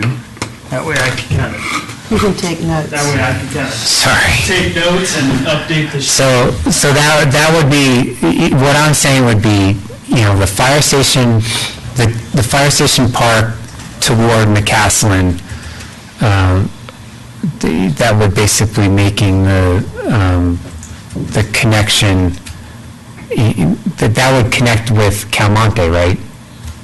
Yes. So, all right, so that would basically be the connection from South Indiana into Calmonte. And then you have the connection from the sidewalk along Colton to the hard surface trail at the Richmond property.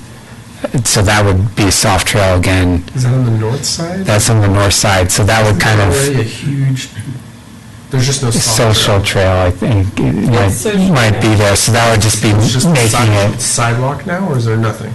There's nothing. It's a social trail. It's a social trail, so it would just be improving that to be crusher fine. Making an actual connection. Making an actual, Yeah. it's a relatively low cost, but that would just complete that connection, feeding people towards Colton Trailhead. This is like where that little underpass is? Yes. Mm-hmm. I just feel like that's totally built out. It's just dirt is the thing, so they would be making it crusher fine.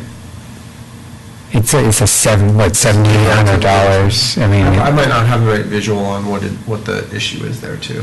Didn't they just build that out for the Morgul? I think they put a bunch of... they paved part of it, right? Well, you paved it going up, We just, but not to connect it. yeah, all we did was take the existing, there was an existing kind of entry point and just formalized it for the Morgul, but we didn't touch, we didn't touch the trail or connect over to that concrete path. That little number 5 or whatever it was on the map a while back. That one little connection point. Correct, yep. Anyway, I was just thinking that was cleaned up with this last Morgul thing, so sorry. You bring up a good point, because I guess we did part of it, so there is a bit of an enhancement there that I think will ideally get used as a bit of a trail. I mean, it's a tiny piece of the overall picture, so we can look at it a little more closely, I guess. Number 3 is a combination hard and soft trail, so that would be, potentially, maybe that wouldn't come out of open space, but then again, I mean, it's doing the wildlife viewing area for Hotchkiss Harris, and that came out of open space. So I think that you could find a reasonable argument for spending open space dollars to do a viewing area for something that they just spent, what, $800,000 on or something like that? And there's no opportunity there to have a little trail that goes around towards the dam or to do any of that. That was a city or a county thing. They said all you can do is have the short access to a small viewing area. Yep, that's correct. Item 4 would be the soft trail parallel in McCaslin from the water treatment plant down to the ridge at High Plains Drive. And then 6 would be extending the soft surface connection again, west of McCaslin, to the Rock Creek Neighborhood Trail connection by Key. So that would be basically like along Shan, right? Are you looking at 6? Yeah. Yeah, I think And then 7 the would issue be there is where you have like the weird, where the water goes under, there's like some really awkward concrete and you can't actually, just doesn't, the social trail goes like halfway up and then it really stops. So it'd be completing that up, right? Yeah, it would be completing that connection. And then 7 would be the Coyote Ridge Trail connection, and we might just say trail connection and improvements or something like that. Which is more important, do you guys think, Coyote Ridge or the extended soft surface connection between 6 and 7? It seems like we bring up Coyote Ridge a lot. Personally, I would say Coyote Ridge. Yeah, I mean, I would say move Coyote Ridge up over almost any of the stuff along McCaslin. As much as I want to bite my tongue on it because I want that stuff along McCaslin personally, I think the Coyote Ridge is almost a bigger deal than... Yeah, there's water boards that were put in on the going up, because the thing, it literally just goes straight up the hill. So it's really exposed to erosion, and there's water boards put in, but then the social trail just moved and the water boards are just all grown over and non-existent now because people shifted the whole trail. So I think having something professional, something that you could go up and access, I think it makes great sense. Who owns the property? Is it town property where the trail system is? Well, the official Coyote Ridge is town property. A lot of the social trails, it goes up onto level 3. So we would obviously be talking about just improving what's on the town of Superior's property. And, I mean, not to jump ahead here, but if you look at the update items, the wayfinding signage, I mean, that's really talking about town center and everything, but if we expand that to say, well, we need signage throughout town, one place that could really benefit from signs is the Coyote Ridge area of trying to help identify what is an actual trail and what is a social trail. So if we had both professionally done trails and then signage reinforcing those trails, it might discourage people from creating all these social trails.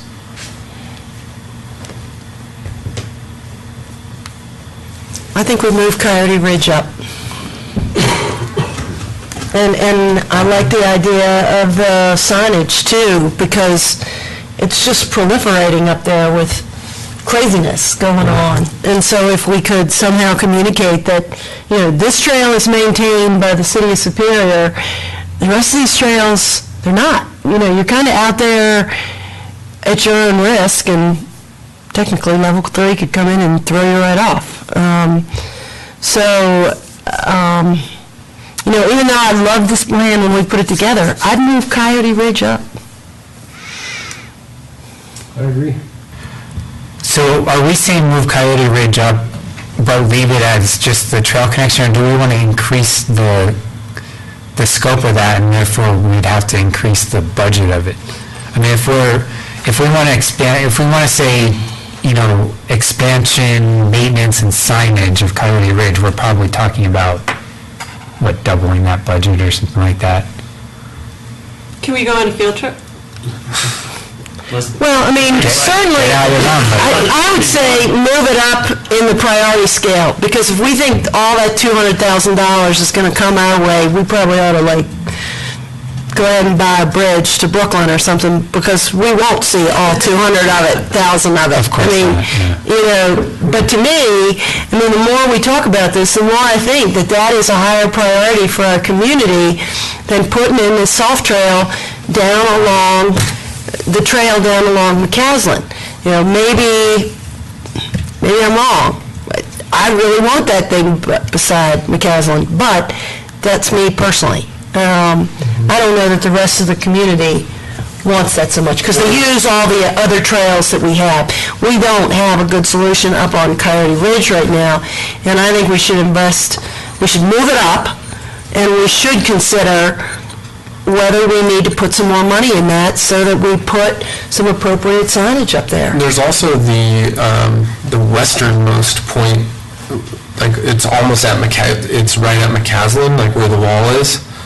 On McCaslin, you can go up from there, like behind all those homes. There's a trail that comes up, kind of parallel to McCaslin.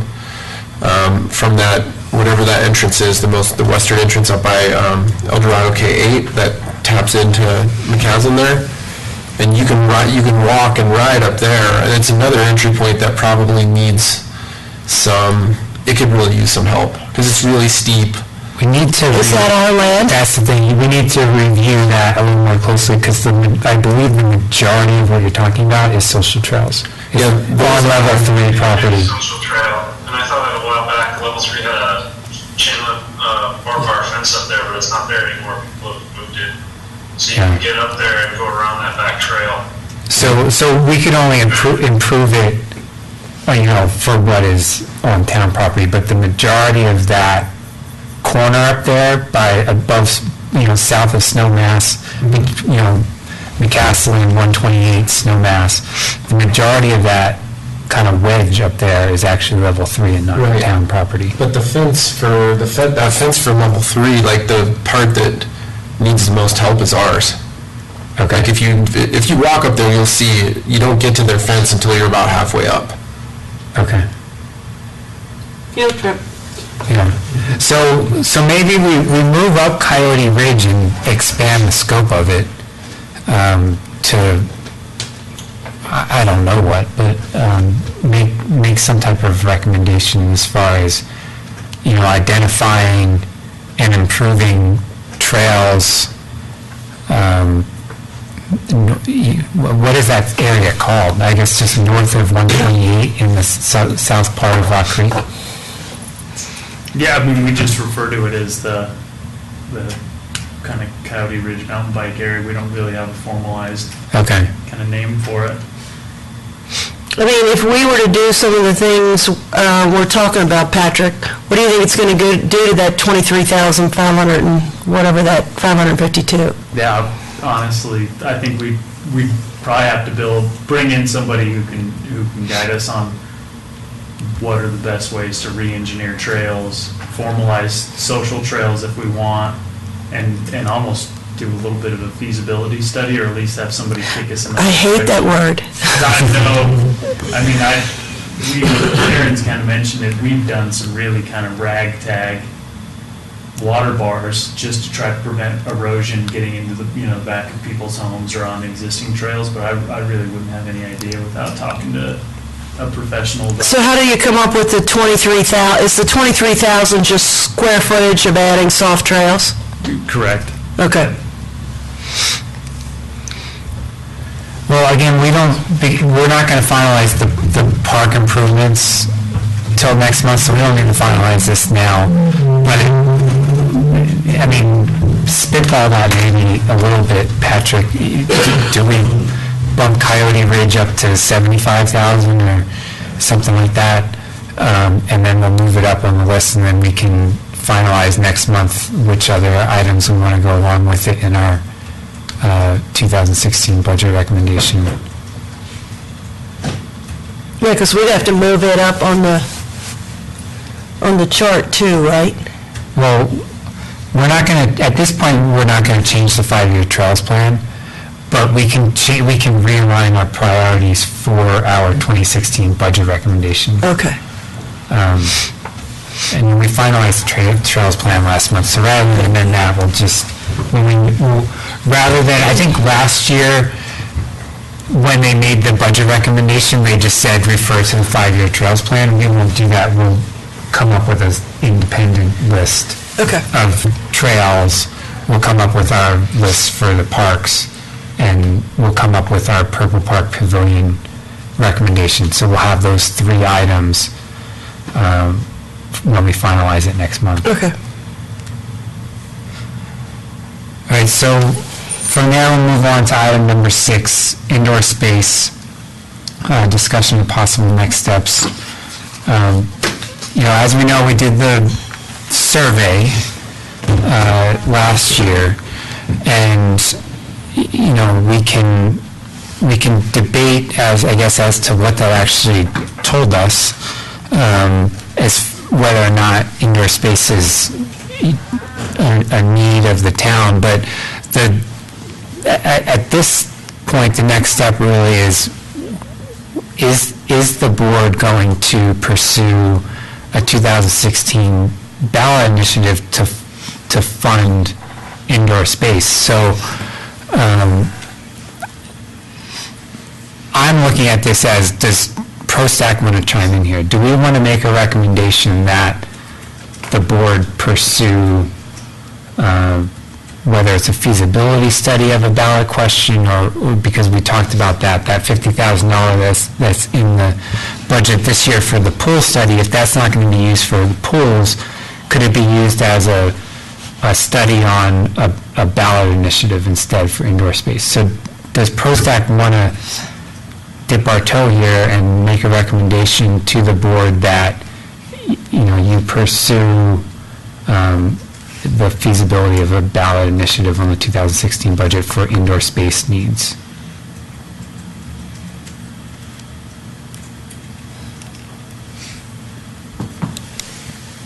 Because, obviously a lot of work's gone into the survey and the indoor space, and it's been a debated topic. In a way, the whole Cornerstone proposal put a wrench in this, because that came up and died, but that was premature discussion. That was only one piece of the needs identified in the survey. And so just because that died, that doesn't necessarily mean the entire issue died. And that's what we need to decide amongst ourselves is, do we want to suggest that something be considered to further along this conversation? Isn't there a timeline for this or something? I don't remember seeing a timeline. They'd have to move pretty quick if they want to seriously consider a 2016 ballot initiative. They would need to start doing some type of public engagement or what do you call it? Not a study necessarily, but focus groups, that type of thing, on to shape that language, as well as really determine whether or not they think it's going to pass. Obviously the board's going to want to determine whether they think it's going to pass if they're really going to get behind it. Well, I seem to remember because I happened to go to the retreat that the board did, and they talked about the indoor topic, and the last I heard, there were a number of things that the board had sort of left to staff to come back with some comments. And I happened to ask Trustee Pennington the other night, I said, so where are we on all this? I said, as a member of ProStack, obviously I'm concerned about this. I said, I was on the research committee, and, where are we? Because it's May. If we're going to get this on a ballot in November of 2016, we've now blown another couple of months, and we're not really talking about this anymore. And her comment to me was that they were waiting to hear some information back from staff on these various visions of what might happen with indoor space. And so, I think we don't want to put this off, that we do want to try and see if we can get it on some kind of a ballot issue personally, but I don't know whether it's our role to push it, or do we say, trustees, tell us what you want us to do. We're running out of time. Well, I think, so it's on our work plan to basically the next steps of the indoor space. So it's not outside our purview to talk about it. That said, we don't have specific direction from the board on a ballot issue question, but I think, personally, I think you're right. It's kind of stalled. There is this request to staff to come up with some financial numbers on some different options for indoor space structures. But I think if ProStack were to make a recommendation that, we strongly recommend that the board pursue the feasibility of a ballot initiative, that we might kind of kickstart it. Because that's the thing, if it drags too much longer, then it pretty much kills the likelihood that it could happen in 2016. And so then what are you talking about, 2018, 2020? I mean, if you don't do it in 2016, you start to worry about when, you're talking about beyond the current board's election cycle. To clarify, the four options that we've kind of put together was a large facility, including aquatics, at what is the corner of Colton and McCaslin, and then roughly a 40,000 square foot facility, including some level of aquatics, for the town center, a 10,000 square foot expansion of this facility, town hall facility, and then a combination of various locations, including town center, the old Richmond 15 property, and potentially something here at this location, including square footage, construction cost, and then annual maintenance costs. And that's something that the manager will review, and he's back in town, and we'll get that to the board when it works on the schedule. But I mean, knowing that we don't meet again for a month, and who knows how many weeks that still has until the board gets that information, do we want to say something tonight of whether or not we support the idea? I mean, my gut would say we've done a lot of work on this over the last 2 years, and we did it in sort of a crisis mode, and I don't want to if we are going to try and take this to the voters in 2016, I do not want this to be a crisis and us scrambling to try and pull something together well at the last minute. So I guess my statement would be that I would like to see ProStack say, guys, let's get a decision on this one way or the other, whether it means you pull together a feasibility study or, put a timeline together. But I just think we need to push them a little bit to say, either tell us yes or tell us no. I mean, I just don't like it hanging over our head myself. Yeah, I feel like we've done a lot of work on this. And to have it just totally just stall out when I think it's a resource I think we need some better indoor space structure in our town. So I think somewhere we need to at least have it not die. Yeah, and I had these figures on my email, I can't find them now, but the support was something along the lines of,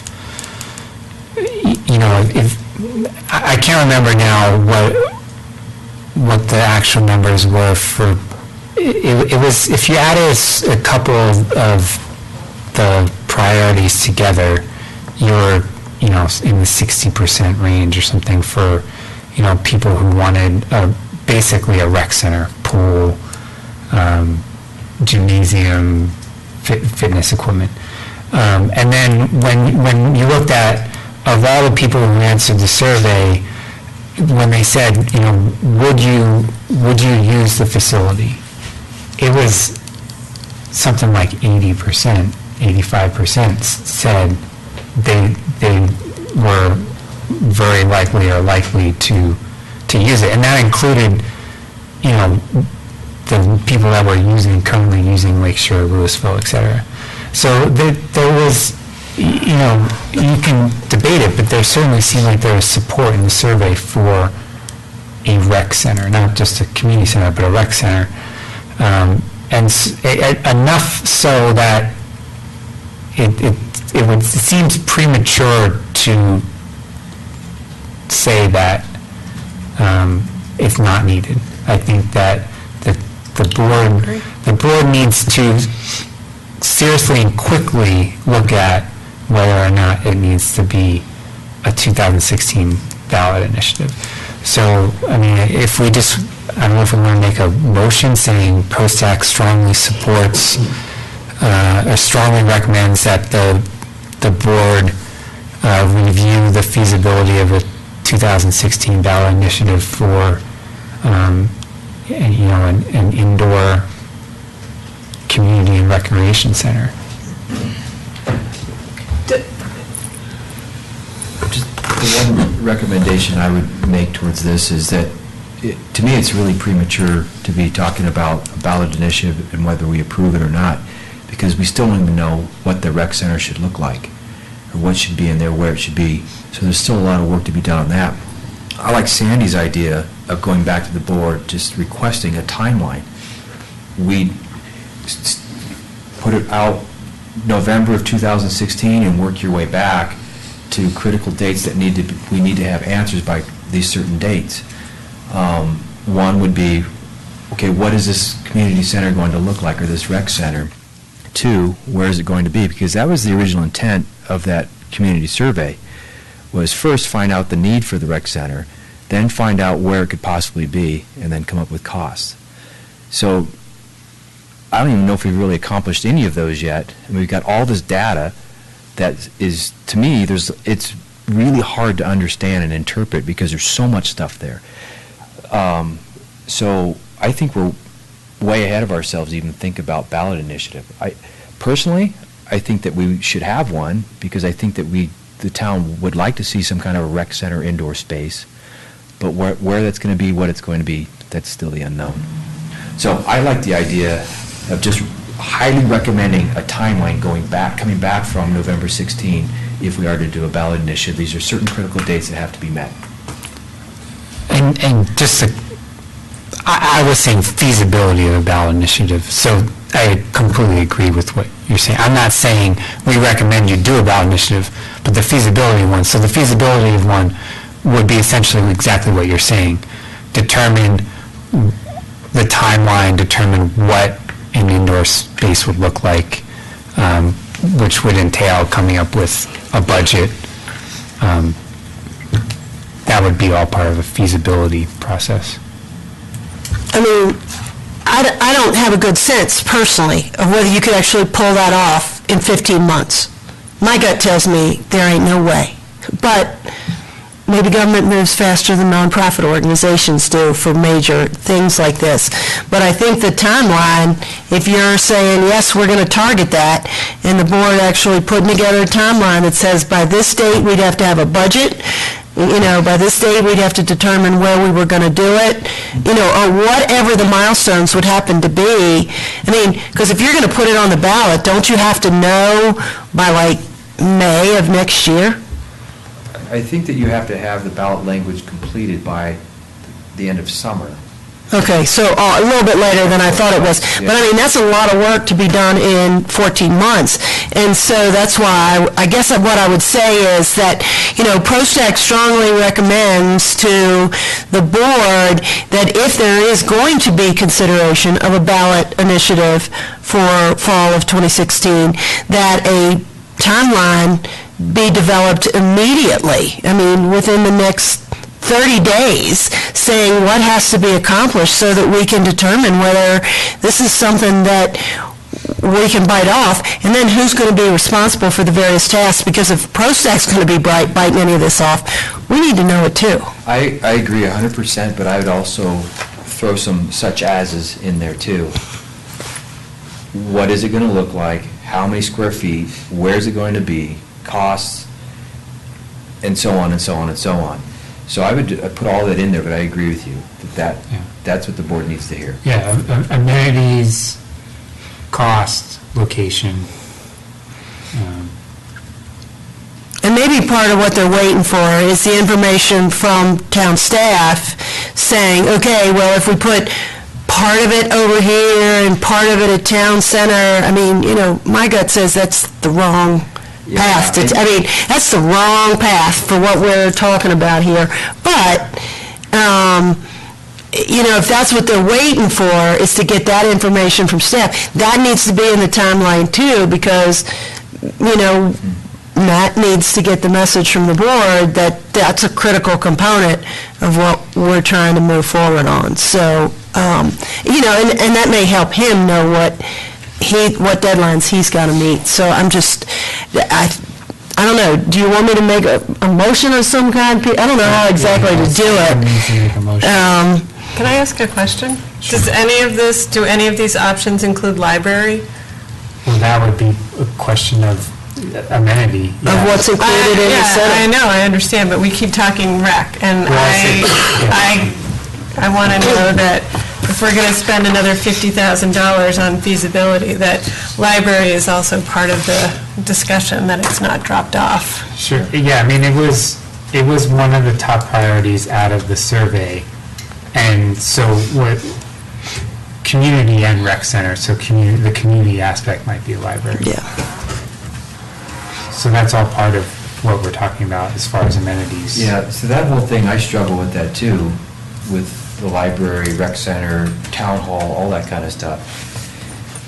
Honestly, my first thought is that a rec center or a community indoor space works best at the corner of McCaslin and Colton. And I don't necessarily think a library, if whatever it is, works best there. To me, a library works best here if we expand out back for town hall as part of that, or over somewhere in the town square. So I think that we really need to force the board to be really clear and real quickly on how that's going to divide up, because there's also the discussion with Louisville. The relationship is strong. There's high acceptance from the community with the relationship and going over to Louisville and using that library. So does it mean just a little digital library here? So those are the unanswered questions still that need to be addressed. But I agree with Daryl also that that needs to be taken care of at the same time. We do It's in the have, top three. was there not a timeline set up by Chris? I remember seeing the presentation where she put it back because they wanted to fast track it maybe a year ago. And they said, this is the pieces of the puzzle you have to put in place, just like you're talking about. I could have sworn. Greenplay, I believe Greenplay did have a timeline that led up to a ballot, a November 2016 ballot initiative. I'm sure we're significantly behind on that timeline at this point, but, I mean, it should probably be pulled up. There's also opportunity, right, in the, like, Safeway area. I think the old bank building, I think it's for sale, if I'm correct. There's space that's in a really central area. Anyway, just another thought. There's definitely work to be done. Can I ask one more question about what the board has asked of town staff? There's the 4 options. I don't necessarily think that all 4 of those options are realistic, but yet we've got town staff, in a way, jumping through hoops to get these answers. So I guess, what are ProStack's thoughts on some of the requests? One of them being the potential of a pool right behind Town Square. To me, that I don't think that's ever going to happen. I don't think it's realistic, but yet we've got town staff looking into that. So if we could be a little more focused and maybe eliminating 1 or 2 of those options, I think that would help speed things up. But I think that's one of the downfalls of this board, is that we tend to be a little wishy-washy and maybe put things off, throw a bunch of things out there to maybe slow the thing down too much.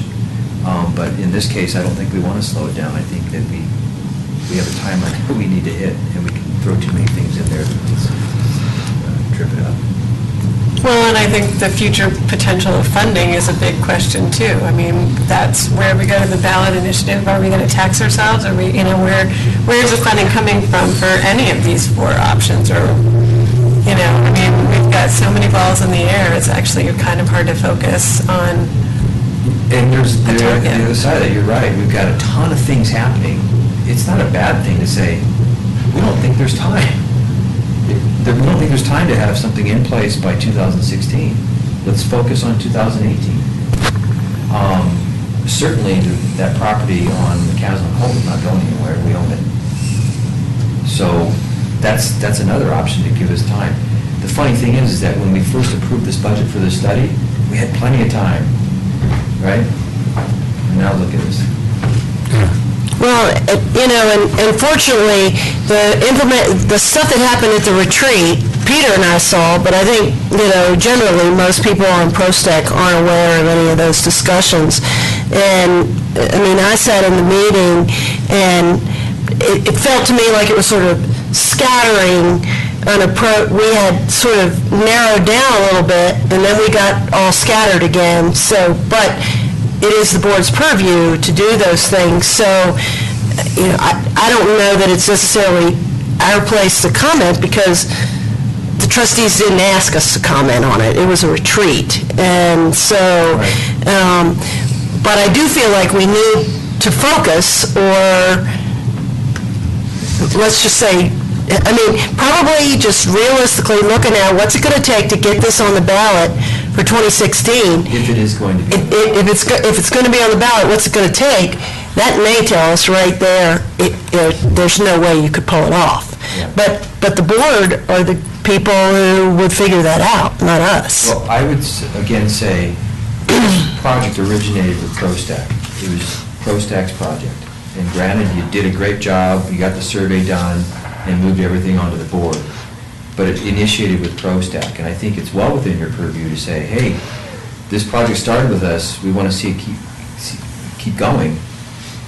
We need to see we would like to see a timeline so this project does keep going. And is it going to happen in a ballot initiative in 2016? If so, let's see the timeline leading up to that. Otherwise, let's push it out to 2018. I guarantee if you say that we want to maybe consider pushing it out to 2018, you're going to get some reaction. And maybe that's not your recommendation, but a possible suggestion that you will light a fire. The one other thing I will say coming out of when this was discussed in the board retreat was there were some members of the board that seemed to dismiss the idea of an indoor community recreation center based on the fact that taxes are already high.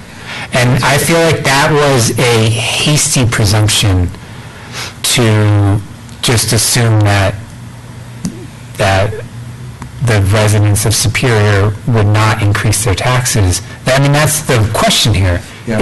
That's why you would be working towards a ballot initiative is so you get that vote by the residents. You don't just presume that it's not going to pass and therefore let it die on the vine. And that's why I feel like if it lingers too much longer, and I mean like a month or two, then it is dead. It's not going to be a 2016 ballot question. It's just not feasible. So that timeline is going to help answer some of those questions. And then maybe in that timeline process, that feasibility process, it comes out that it really wouldn't pass, and therefore, it's not worth pursuing. Or you determine it's best left to 2018 or something like that. But I don't think anyone should make that decision without a little bit more legwork first. Yeah. Well, there's a lot of other variables to think about. A couple of them being repurposing some of the existing taxes, such as the open space fund. That was discussed also. How much longer do we need the open space fund to be in place? Or the tax revenue to go towards the open space fund, can that be repurposed for parks, potentially rec center and all that? Increase sales taxes a little bit, which makes a lot of sense because you're not just taxing the people in town, you're taxing everybody that comes into town. So you're drawing revenue from multiple sources. So those are all the things that need to be considered, but I think the first thing is decide if it's going to be 2016, work your way back, just like you guys have talked about, and set a timeline together of critical dates. And if these critical dates aren't met, then maybe it's better to wait till 2018. If we increase sales tax, can we do that without being home rule, though? It has to go, that has to go to voters. That's a whole Yeah. other, so that's just another variable that gets thrown in if we want to go that way. But that's one of the things that we, instead of saying we're going to put a mill levy in, increase a mill levy, and that's where we, the fire station, the fire district, that increase, that's going to increase more. We've got the Boulder County flood recovery increase that's happening, and then there's another one that we all just approved. Maybe sales tax is an easier sell than mill levy. Or, my perspective, and it's not an attack on open space, but that will run its course. Maybe there's an opportunity at some time in the near future that is repurposed, because that generates some reasonable money. Would that have to go back to the voters? Because there's no end on that. I mean, open space, there was no sundown. Sunset, yeah. Sunset, or, But it would have to go back to the voters. And that's happened in places like Boulder, where they take existing or sunsetting taxes, sales taxes, and, go to the voter and say, we'd like to turn this into that. But it has to go back. But it has to go back to the voters. Even if it wasn't, I think the majority, or the entire board would agree that it has to be decided on by the residents. But again, my point is that if it's going to be a ballot measure, that's an easier one to sell, because you're not increasing anything. All you're doing is repurposing something. Mhm. Does that get us to where we need to build a $25 million rec center? I don't know. But that's something that Paul Nellis has already looked at, because he's done all kinds of variables, including increasing the property tax levy, right? Which we could do. I don't think we actually need the approval. We don't need approval by the residents because it's already in place. We just wouldn't do it because it would look funny. We would still go to the residents. Especially after my assessment went through the roof. Well, does someone want to make a motion here? So, But are we motioning? I was going to say, have you come up with a test motion by any chance based on what we've been talking about? okay, so the committee would like to strongly recommend that the board finalize a timeline working backwards from 2016 for a decision point as to whether or not the town is going to pursue a ballot measure supporting indoor space in 2016. The timeline should include critical decision points, factoring in location, amenity, and costs. I'd put critical dates, because we want to hold the board to certain dates, and if we don't meet certain dates, then you can pretty much scrap it for a couple of years, if I can make that recommendation. I think that's a good one. You thinking?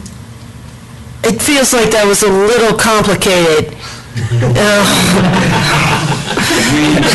Oh, okay. Have the board Basically, what we want to say is, board, if you are aiming toward a 2016 ballot decision, or, on this, we strongly recommend that you develop a timeline with critical deadlines for determination of, basically, I think the first thing I want said is, if you want to aim for a 2016 ballot measure, we ask that you put together a timeline with critical dates and the things that have to be achieved by each of those dates in order to accomplish that.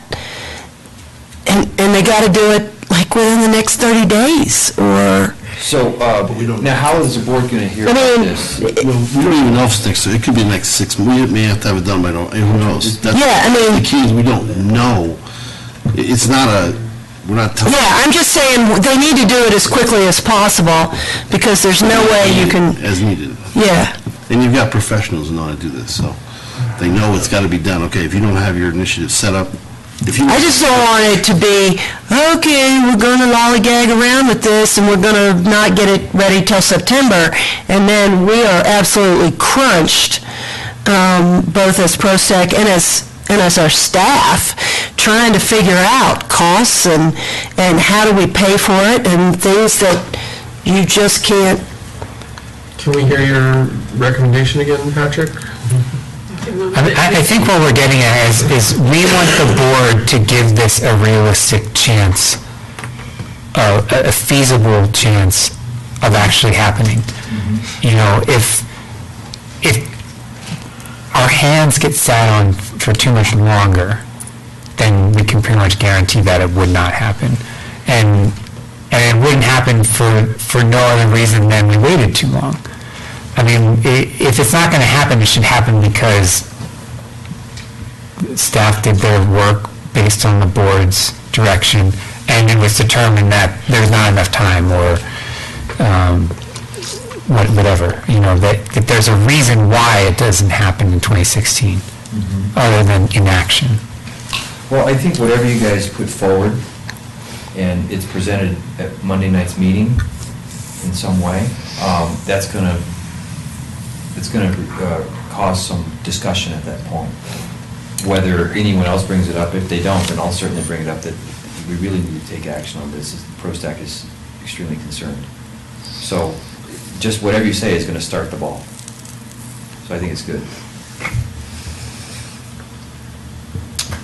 Okay, so with the editing, should the board want to consider a ballot measure in 2016 for indoor space, the committee would like to strongly recommend that the board finalize a timeline that includes critical decision dates focusing on identifying location, amenities, and costs.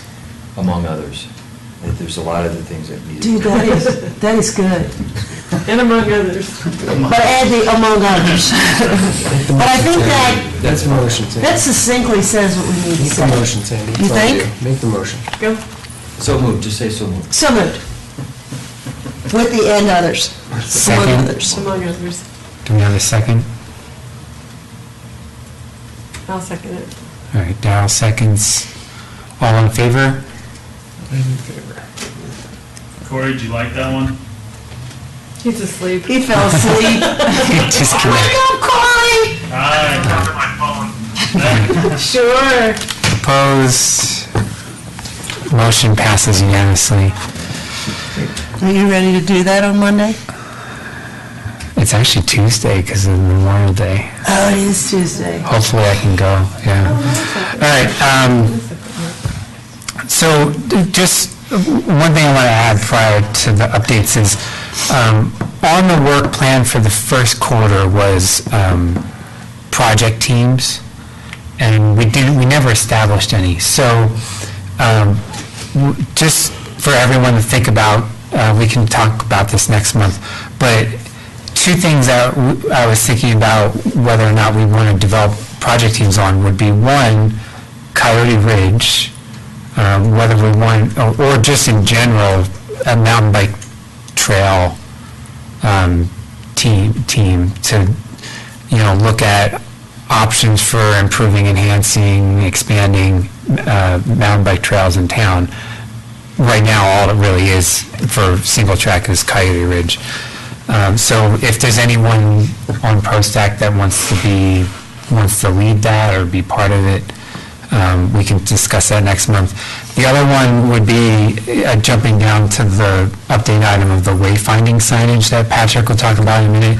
If we think that ProStack should lead or be part of a team that the board maybe recommends is formed regarding signage. There's definitely a strong component when we get to the signage related to parks and the recreation amenities in town. So from that, I guess let's let Patrick talk about the updates. Okay, a couple of update items. The board reviewed the revised concept plan for the Eldo K8 site on May 11th and provided staff with direction to move forward on the next phase of design with a couple of just tweaks and changes. So the kind of blip on the radar, which was the original $2 million version, set us back a month, but I think we're right back on track. I think we got to discuss really what we want to do with parking, which was pretty critical and got a lot of different opinions out there about parking. So we're going to meet with design concepts and come up with the next step, ultimately with the goal of by the end of this year having construction documents and a bid document that we could put out for construction beginning next year. So that's kind of where we are with that. What's the general parking idea? Does it involve closing areas along streets? No, the loop's back in. The loop is back in. What about Torrey's Peak? Can I still park there?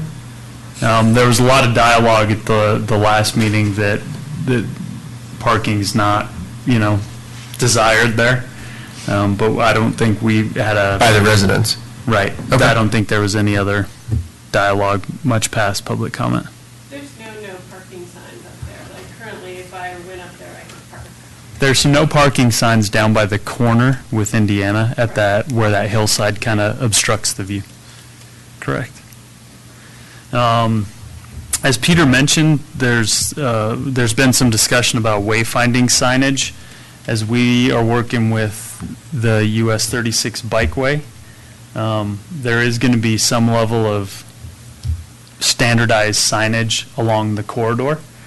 And I think there's some interest, from our planning staff and working with Planning Commission, ProStack, possibly OSAC about the language on those signs. What do we want to direct people to? If you're riding on the 36 bikeway, do we want to advertise our connectivity to the Coal Creek Trail, to Town Center, to the cemetery, to the Rock Creek Regional Trail?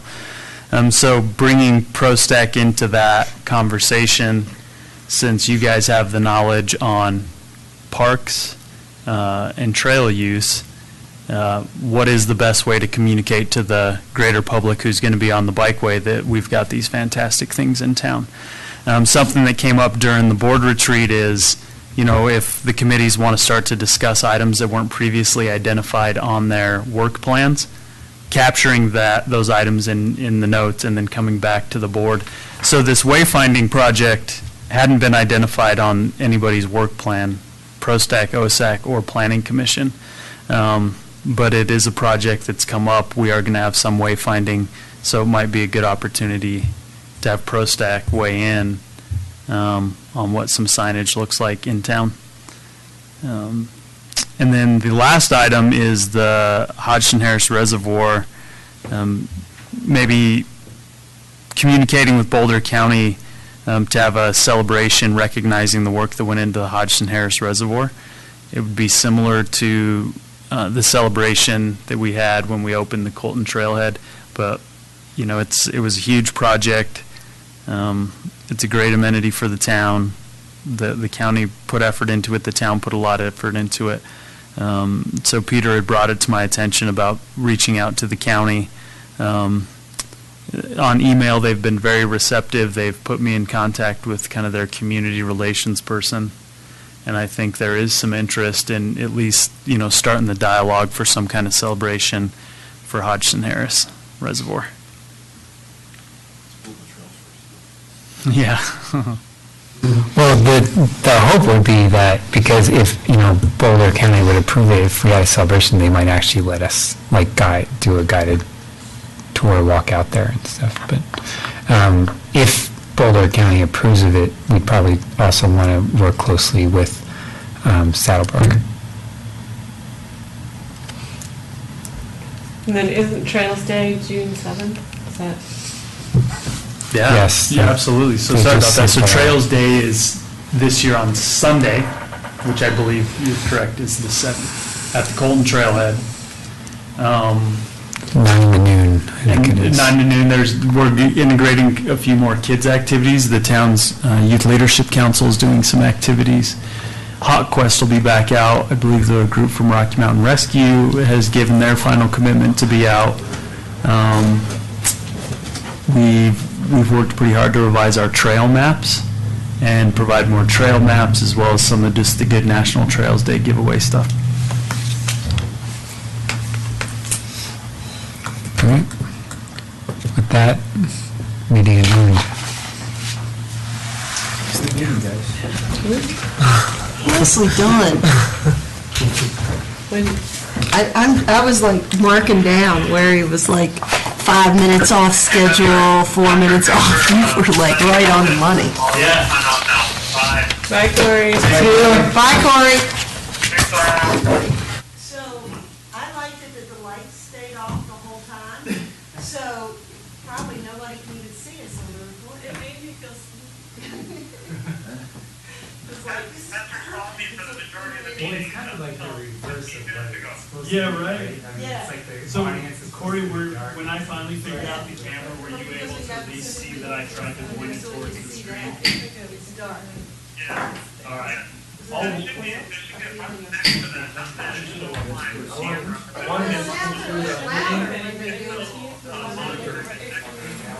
Yeah, and so it'll bring up, it says, present content, audience view. Silly now. What, so which one of those did you select? Like audience view? I did the one in the New York Times. Yeah, she's like smart for Well, yeah, if it's not- I'll mess around with this. Stay away from the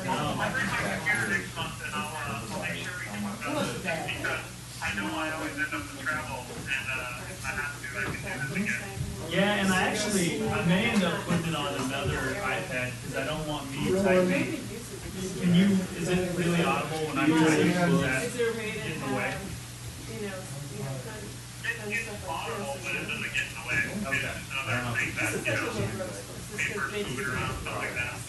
All right, well, we'll work on it, man, because I think if we can keep you engaged and give us a forum, it makes a lot of sense.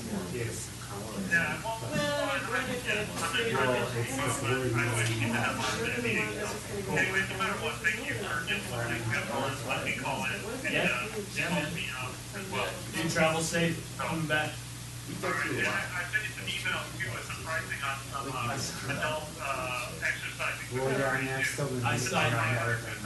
And it was around that. I saw him as I was sitting here multitasking, I saw him on there, I'll check him out. I think we just need to get like a big screen and have Corey like on the big screen. We ran. I could on that one.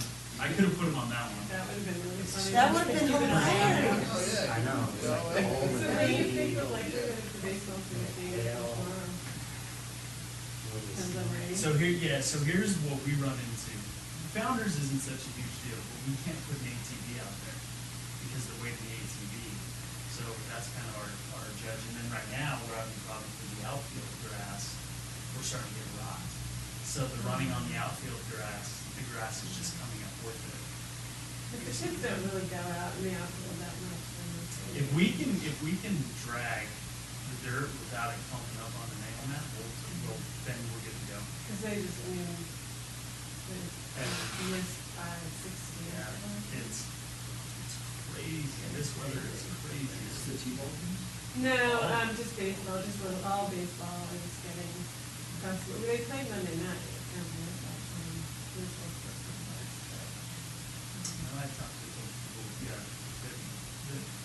trying to figure out, if we're still going to let them on, when we let you out. Right, it's just a balance, I mean, But no, I want to get people out there. Like, as Oh, and possible. sometimes we don't even get to make it. Yeah. Some of this is that we're trying to put in all the, because we've missed so many.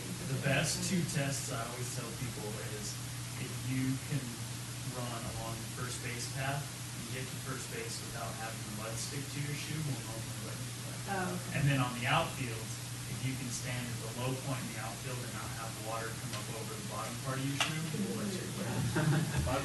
Okay, Okay, well then, probably July. that's fine. So the shed, somebody busted the key off in there and then put the key back in the lockbox. It was something that had the combo. So Matt was down there tonight. When did that happen? It had to happen yesterday. We took the lock apart because the White House soccer was down there tonight and they put the equipment out. But I'll we'll look tomorrow because I gotta make sure that we actually get a replacement key or a replacement lock on there. It's locked now, but, it's my key. So I'll be copying it. Aren't they making lots of RFID chips in them now? So you just have a credit card for, you see those? They do, but they're kind of expensive. Yeah, but then with the idea of making keys keep breaking off, I mean, how much money do they just kind of fix? I mean, I think the RFID cards are still costly. Do it? Because you have to And have then even, a card. and then what I with told it. the Y is think part of that should Call, you know, whoever, but there's. I don't know if it's more complicated. Baseball, rugby, or whatever, but. Well, it's rugby, I'm sure it was a rugby. They're probably in there drinking beers. Singing That's songs. right, that's what staff does in there, so. Well, so we didn't have practice, we canceled it. I wanted to, But why soccer? when was the last time someone was in there that? Yeah, well. Took the key out and threw it away? I'll check. My thought is it would have. No, that's actually, baseball was in there Sunday. There was some baseball down at the fields on Sunday. Which we didn't have scheduled because we had the Morgul.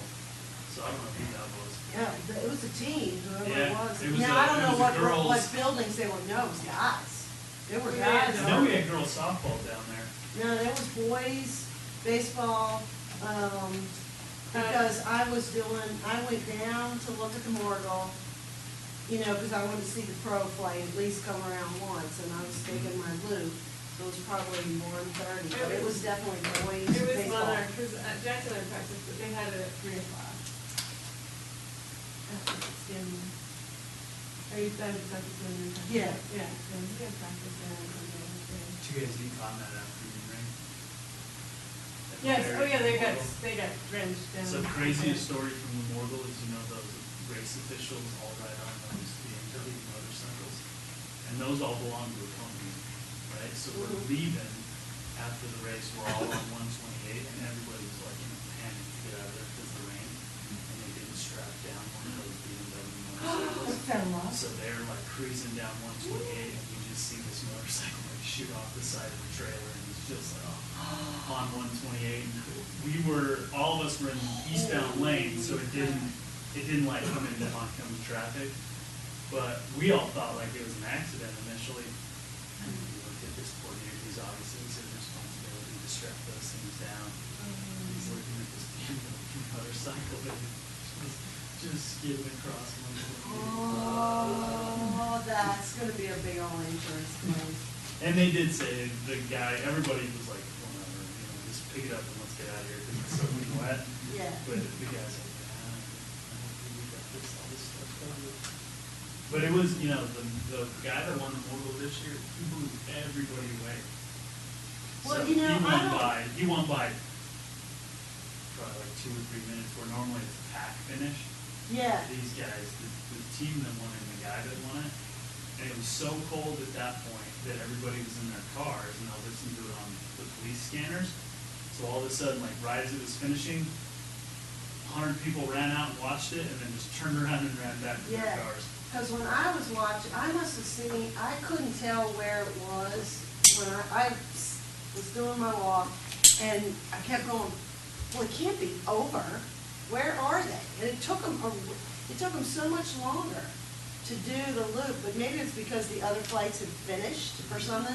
But then they came around, and there was one guy way ahead of everybody else. And I'm like, wait, is he at the end? Yeah. Because he was so far. And then there were 2, and then the peloton. Some of it, It it's was kind of like- gotten a little anticlimactic because for the rider's preference, they've got it staggered perfect. So literally a group will be out there and they'll finish as kind of another group starts and then that wave leaves. So back in, So a there couple isn't- years back. So you you'd don't have all those. all those riders would be up top and all their families would be up top watching the finish, but it was Oh. slowing down the pro riders because they're so fast. They were Right. catching up. They were with catching that. up and Because it they was, were it looking. was screwing those guys up because they're Yeah. passing a peloton of 20 or 30 guys. Yeah, So they it was had to very kind of confusing to re-stagger watch, it. yeah. So now a group finishes and there's several laps more to go, so you don't have that big kind of rush at the end where there's like 100 cyclists, all their Okay. families watching the pros, because everybody's already gone. Oh, okay. That's why there was the big space then, because the other flights weren't going Yeah. around. That's my favorite day on the street, because there's no traffic. So here's, It really is. We also This- had a bunch of cyclists who, they did the signage change somehow on 36. And a bunch of cyclists ended up in Boulder and they were grumpy because they missed their warm-up times.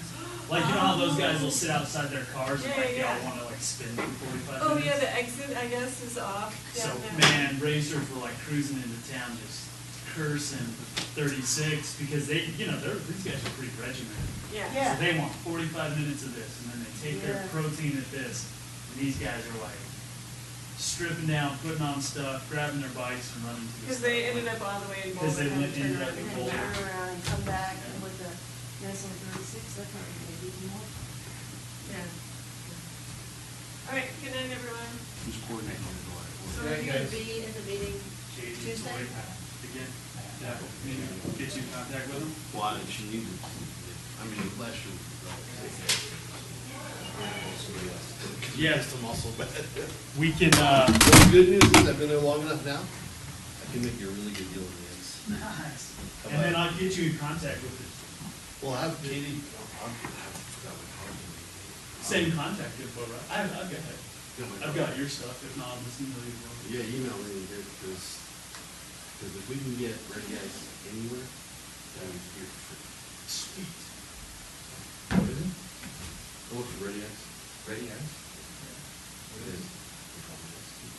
All those like the. Everything. So we usually, last year we just dropped 2 pallets for it, so if we can drop 2 pallets again, that would be free. All right. How do you do it for free? As long as we can get our name on it. Yeah. Anywhere spot for these guys. Not even a sponsor, just a monitor. Yeah, that's huge, Which is man. paid, plus I live here, so. I tell you what's The boss been told me. big, man, is the Beer Fest, Chili Fest. I've already talked to Brad Rush about that, that whole, we did it last year. Well, it's already, actually, we've already got that one set up, that's why I'm telling you, like I say, Cool. July 4th, make sure. Do you do that for other events too, or is it just because you live in the council? We do a lot of donations and a lot of sponsorships, but most of it's over here. Okay. That's a gig that I can get away with, because I don't pay the cost. So, like I run, but no, it's, you know, all, there's a big